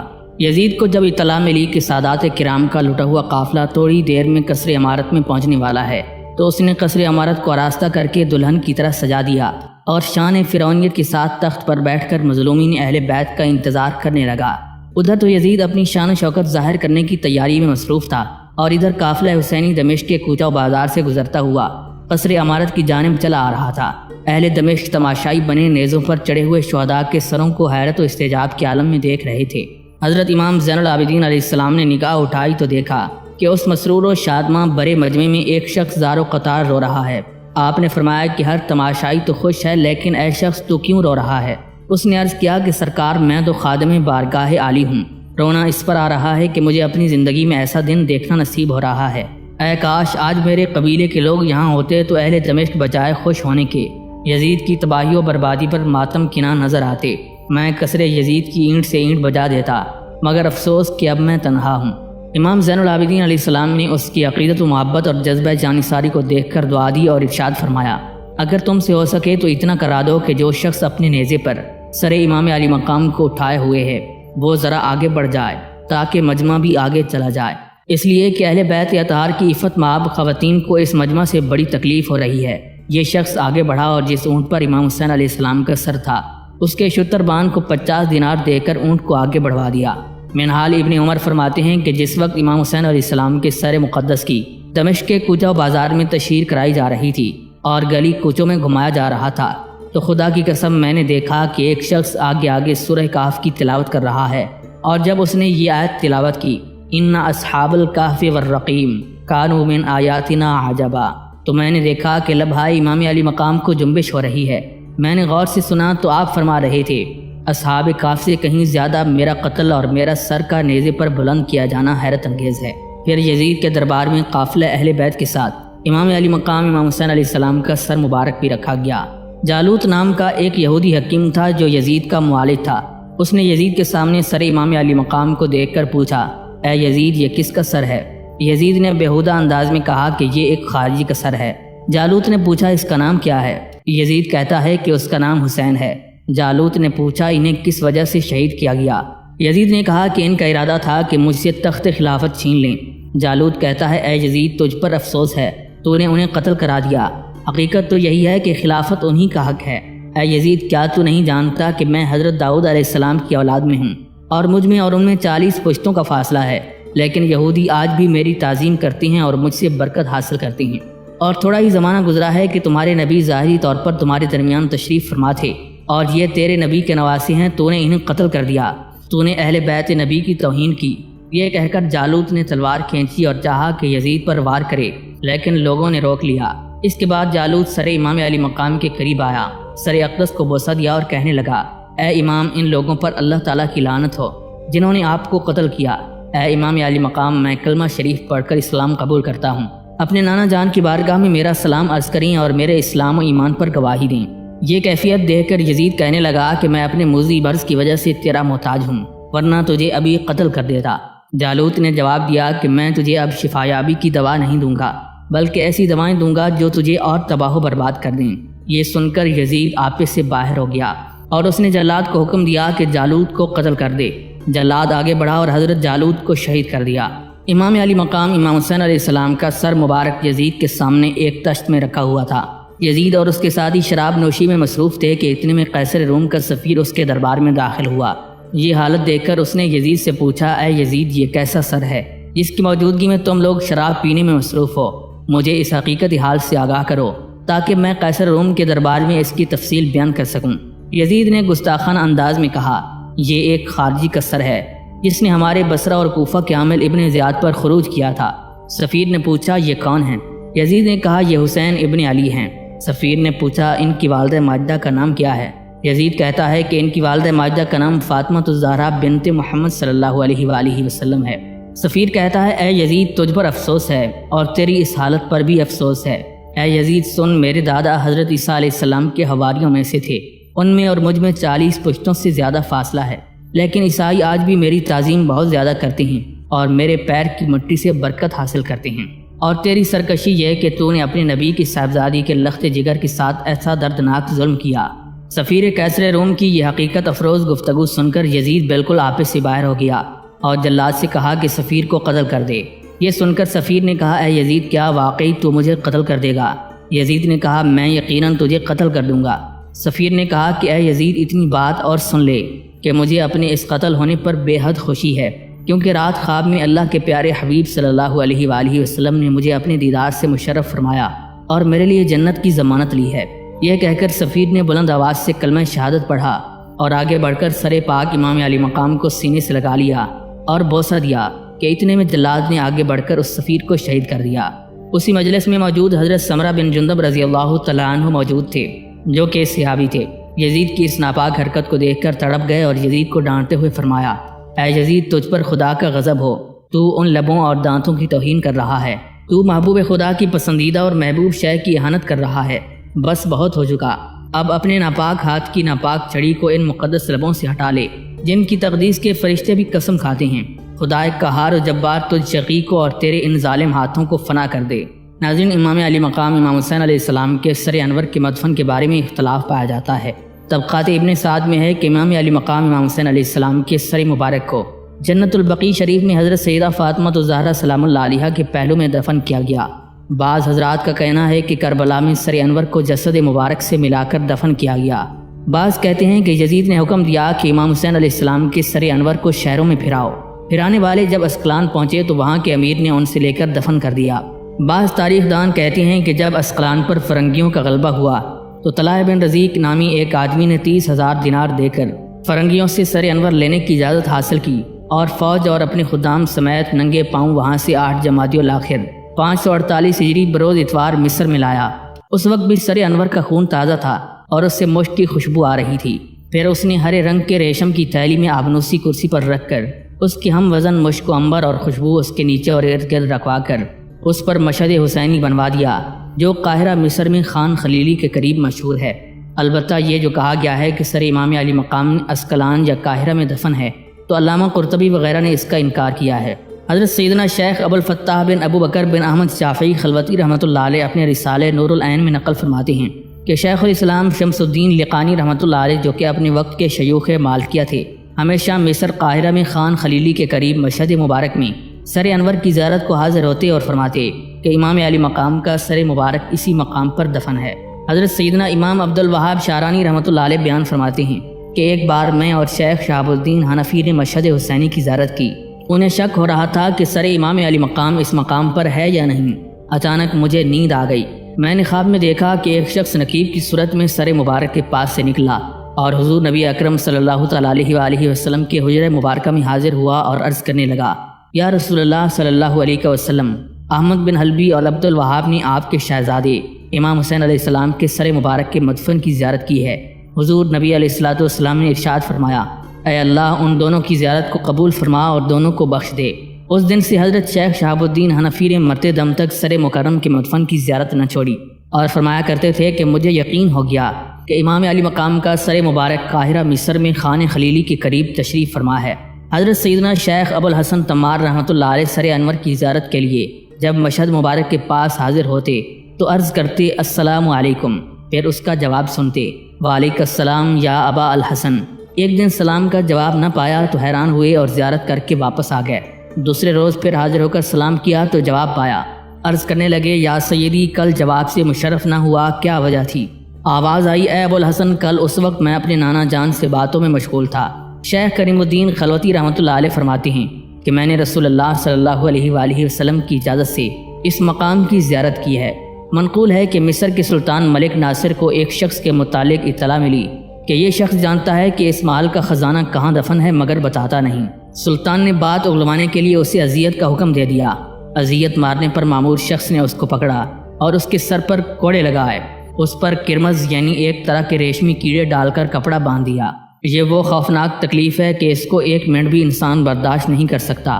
اس کا دماغ پھٹنے لگتا ہے اور وہ فوراً راز اگل دیتا ہے۔ اگر نہ بتائے تو کچھ ہی دیر کے بعد تڑپ تڑپ کر مر جاتا ہے۔ یہ سزا اس شخص کو کئی مرتبہ دی گئی مگر اسے کچھ بھی اثر نہ ہوا، بلکہ ہر مرتبہ خنافس مر جاتے تھے۔ لوگوں نے اس کا سبب پوچھا تو اس شخص نے بتایا کہ جب امام علی مقام امام حسین علیہ السلام کا سر مبارک یہاں مصر میں تشریف لایا تھا تو میں نے اس کو عقیدت سے اپنے سر پر اٹھایا تھا، یہ اسی کی برکت اور کرامت ہے۔ ناظرین، ایک روایت یہ بھی بیان کی جاتی ہے کہ سر انور یزید پلید کے خزانے ہی میں رہا۔ جب بنو امیہ کے بادشاہ سلیمان بن عبد الملک کا دور حکومت آیا تو ان کو معلوم ہوا تو انہوں نے سر انور کی زیارت کی سعادت حاصل کی۔ اس وقت سر انور کی مبارک ہڈیاں سفید چاندی کی طرح چمک رہی تھیں۔ اس نے خوشبو لگائی اور کفن دے کر مسلمانوں کے قبرستان میں دفن کروا دیا۔ علامہ ابن حجر حیثمی مکی رحمۃ اللہ علیہ فرماتے ہیں کہ سلیمان بن عبد الملک حضور نبی علیہ الصلوۃ والسلام کی زیارت سے خواب میں مشرف ہوا۔ اس نے دیکھا کہ شہنشاہ رسالت ان کے ساتھ لطف و کرم فرما رہے ہیں۔ صبح کے وقت انہوں نے سیدنا حسن بصری رحمۃ اللہ علیہ سے اس خواب کی تعبیر پوچھی تو انہوں نے فرمایا شاید آپ نے آل رسول کے ساتھ کوئی بھلائی کی ہے۔ وہ عرض کرنے لگے جی ہاں، میں نے امام حسین علیہ السلام کے سر مبارک کو خزانہ یزید میں پایا تو اسے کفن دے کر اپنے رفقا کے ساتھ اس پر نماز پڑھ کر اس کو دفن کیا ہے۔ حضرت سیدنا حسن بصری رحمۃ اللہ علیہ نے فرمایا آپ کا یہی عمل سرکار مدینہ صلی اللہ تعالیٰ علیہ وآلہ وسلم کی خوشی کا سبب بنا ہے۔ حضرت سیدنا ابو محمد سلیمان اعمش کوفی تابعی فرماتی ہیں میں حج بیت اللہ کے لیے حاضر ہوا۔ دوران طواف ایک شخص کو دیکھا کہ غلاف کعبہ کے ساتھ چمٹا ہوا کہہ رہا تھا اے اللہ مجھے بخش دے، اور میں گمان کرتا ہوں کہ تو مجھے نہیں بخشے گا۔ میں اس کی اس عجیب سی دعا پر بہت متعجب ہوا کہ آخر اس کا کون سا گناہ ہے جس کی بخشش کی اسے امید نہیں، مگر میں طواف میں مصروف رہا۔ دوسرے چکر میں بھی سنا تو وہ یہی کہہ رہا تھا۔ میری حیرانی میں مزید اضافہ ہو گیا۔ میں نے طواف سے فارغ ہو کر اس سے کہا تو ایسے مقام پر ہے جہاں بڑے سے بڑا گناہگار بھی بخشا جاتا ہے، تو اگر تو اللہ تعالیٰ سے مغفرت اور رحمت طلب کرتا ہے تو اس سے امید بھی رکھ، کیونکہ وہ بڑا رحیم و کریم ہے۔ اس شخص نے کہا اے اللہ کے بندے تو کون ہے؟ میں نے کہا میں سلیمان اعمش ہوں۔ اس نے میرا ہاتھ پکڑا اور مجھے ایک طرف لے گیا اور کہنے لگا میرا گناہ بہت بڑا ہے۔ میں نے کہا کیا تیرا گناہ پہاڑوں، آسمانوں، زمینوں اور عرش سے بھی بڑا ہے؟ کہنے لگا ہاں میرا گناہ بہت بڑا ہے۔ افسوس اے سلیمان، میں ان 70 بد نصیب آدمیوں میں سے ہوں جو حضرت سیدنا امام حسین علیہ السلام کے سر مبارک کو یزید پلید کے پاس لائے تھے۔ یزید ملعون نے اس مبارک سر کو شہر کے باہر لٹکانے کا حکم دیا، پھر اس کے حکم سے اتارا گیا اور سونے کے تشت میں رکھ کر اس کے سونے کے کمرے میں رکھا گیا۔ آدھی رات کے وقت یزید پلید کی زوجہ کی آنکھ کھلی تو اس نے دیکھا کہ امام علی مقام کے سر مبارک سے لے کر آسمان تک ایک نورانی شعاع جگمگا رہی ہے۔ یہ دیکھ کر وہ خوفزدہ ہوئی۔ اس نے یزید پلید کو جگایا اور کہا اٹھ کر دیکھ، میں ایک عجیب و غریب منظر دیکھ رہی ہوں۔ یزید نے بھی اس روشنی کو دیکھا اور خاموش رہنے کے لیے کہا۔ جب صبح ہوئی تو اس نے سر مبارک نکلوا کر ایک عمدہ قسم کے سبز کپڑے کے خیمے میں رکھوا دیا اور اس کی نگرانی کے لیے 70 آدمی مقرر کر دیے۔ میں بھی ان میں شامل تھا۔ پھر ہمیں حکم ہوا کہ جاؤ کھانا لے آؤ۔ جب سورج غروب ہو گیا اور کافی دیر گزر گئی تو ہم سو گئے۔ میں نے دیکھا کہ آسمان پر ایک بڑا بادل چھایا ہوا ہے اور اس میں گڑ گڑاہٹ اور پروں کی پھڑپھڑاہٹ کی آواز آ رہی ہے۔ پھر وہ بادل قریب ہوتا گیا یہاں تک کہ زمین سے مل گیا اور اس میں سے ایک مرد نمودار ہوا جس پر جنت کے 2 حلے تھے۔ اس کے ہاتھ میں ایک فرش اور کرسیاں تھیں۔ اس نے وہ فرش بچھایا اور اس پر کرسیاں رکھ دیں اور پکارنے لگا اے ابو البشر، اے آدم تشریف لائیے۔ ایک انتہائی حسین و جمیل بزرگ تشریف لائے اور سر امام علی مقام کے پاس کھڑے ہو کر فرمایا سلام ہو تجھ پر اے اللہ کے ولی، سلام ہو تجھ پر اے بقیت الصالحین، زندہ رہے تم سعید ہو کر، شہید ہوئے تم ترید یعنی خلف ہو کر، پیاسے رہے یہاں تک کہ اللہ تعالیٰ نے تمہیں ہم سے ملا دیا۔ اللہ پاک تم پر رحم فرمائے، اور تمہارے قاتل کے لیے بخشش نہیں، تمہارے قاتل کے لیے کل قیامت کے روز دوزخ کا بہت برا ٹھکانہ ہے۔ یہ فرما کر وہ ان کرسیوں میں سے ایک کرسی پر تشریف فرما ہو گئے۔ پھر تھوڑی دیر کے بعد ایک اور بادل آیا، وہ بھی اسی طرح زمین سے مل گیا۔ میں نے سنا کہ ایک منادی نے ندا کی اے اللہ کے نبی نوح تشریف لائیے۔ پھر ایک صاحب وجاہت زردی مائل چہرے والے بزرگ 2 جنتی حلے پہنے ہوئے تشریف لائے۔ انہوں نے بھی وہی الفاظ ارشاد فرمائے اور ایک کرسی پر بیٹھ گئے۔ پھر ایک اور بڑا بادل آیا اور اس میں حضرت سیدنا ابراہیم علیہ السلام نمودار ہوئے۔ انہوں نے بھی وہی کلمات فرمایا اور ایک کرسی پر بیٹھ گئے۔ اسی طرح حضرت سیدنا موسیٰ کلیم اللہ اور حضرت سیدنا عیسیٰ روح اللہ علیہ السلام تشریف لائے اور اسی طرح کے کلمات ارشاد فرما کر کرسیوں پر جلوہ افروز ہو گئے۔ پھر ایک بہت بڑا بادل آیا، اس میں حضرت محمد مصطفیٰ صلی اللہ تعالیٰ علیہ وآلہ وسلم، حضرت سیدہ فاطمہ الزہرا سلام اللہ علیہا اور حضرت سیدنا امام حسن رضی اللہ تعالیٰ عنہ ملائکہ کے ساتھ نمودار ہوئے۔ پہلے حضور نبی علیہ الصلوۃ والسلام سر انور کے پاس تشریف لے گئے اور سر مبارک کو سینے سے لگایا اور بہت روئے۔ پھر سیدہ فاطمہ الزہرا سلام اللہ علیہا کو دے دیا، انہوں نے بھی سینے سے لگایا اور بہت روئیں۔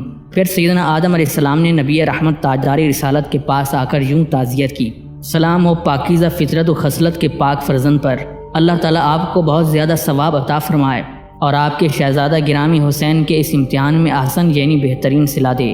اسی طرح حضرت سیدنا نوح علیہ السلام، حضرت سیدنا ابراہیم علیہ السلام، حضرت سیدنا موسیٰ علیہ السلام اور حضرت سیدنا عیسیٰ علیہ السلام نے بھی تعزیت فرمائی۔ پھر سرکار دو عالم صلی اللہ تعالیٰ علیہ وآلہ وسلم نے چند کلمات ارشاد فرمائے۔ پھر ایک فرشتے نے اللہ تعالیٰ کے حبیب کے قریب آ کر عرض کیا، اے ابو القاسم، اس واقعے سے ہمارے دل پاش پاش ہو گئے۔ میں آسمان دنیا پر موکل ہوں، اللہ تعالیٰ نے مجھے آپ کی اطاعت کا حکم دیا ہے کہ اگر آپ مجھے حکم فرمائیں تو میں ان لوگوں پر آسمان ڈھا دوں اور ان کو تباہ و برباد کر دوں۔ پھر ایک اور فرشتے نے آ کر عرض کیا، اے ابو القاسم، میں دریاؤں پر موکل ہوں، اللہ تعالیٰ نے مجھے آپ کی اطاعت کا حکم دیا ہے، اگر آپ فرمائیں تو میں قاتلان امام حسین پر طوفان برپا کر کے انہیں تہس نہس کر دوں۔ سرکار دو عالم صلی اللہ تعالیٰ علیہ وآلہ وسلم نے فرمایا، اے فرشتوں، ایسا کرنے سے باز رہو۔ حضرت سیدنا امام حسن مجتبی رضی اللہ تعالیٰ عنہ نے عرض کیا، نانا جان، یہ جو سوئے ہوئے ہیں یہی وہ لوگ ہیں جو میرے بھائی حسین کے سر انور کو لائے ہیں، اور یہی لوگ نگرانی پر بھی مقرر ہیں۔ نبی علیہ الصلوۃ والسلام نے ارشاد فرمایا، اے میرے رب کے فرشتوں، میرے بیٹے کے قتل کے بدلے میں ان کو قتل کر دو۔ خدا کی قسم، میں نے دیکھا کہ چند ہی لمحوں میں میرے تمام ساتھی ذبح کر دیے گئے۔ پھر ایک فرشتہ مجھے ذبح کرنے کے لیے بڑھا تو میں نے پکارا، اے ابو القاسم، مجھے بچائیے اور مجھ پر رحم فرمائیے، اللہ تعالیٰ آپ پر رحم فرمائے۔ حضور نبی علیہ الصلوۃ والسلام نے فرشتے سے فرمایا، اس سے رہنے دو۔ پھر تاجدار کائنات نے میرے قریب آ کر فرمایا، تو ان 70 آدمیوں میں سے ہے جو سر لائے تھے؟ میں نے عرض کیا، جی ہاں۔ بس آپ نے اپنا ہاتھ مبارک میرے کندھے میں ڈال کر مجھے منہ کے بل گرا دیا اور فرمایا، اللہ پاک تجھ پر رحم نہ کرے اور نہ تجھے بخشے، اللہ تعالیٰ تیری ہڈیوں کو نارے دوزخ میں جلائے۔ تو یہی وجہ ہے کہ میں اللہ تعالیٰ کی رحمت سے نا امید ہوں۔ ناظرین، اسی امید کے ساتھ اجازت دیجیے کہ آپ کو ہماری ویڈیو پسند آئی ہوگی۔ ملتے ہیں بہت جلد ایک نئی تاریخی، تحقیقی اور معلوماتی ویڈیو کے ساتھ۔ اللہ رب العزت آپ کا حامی و ناصر۔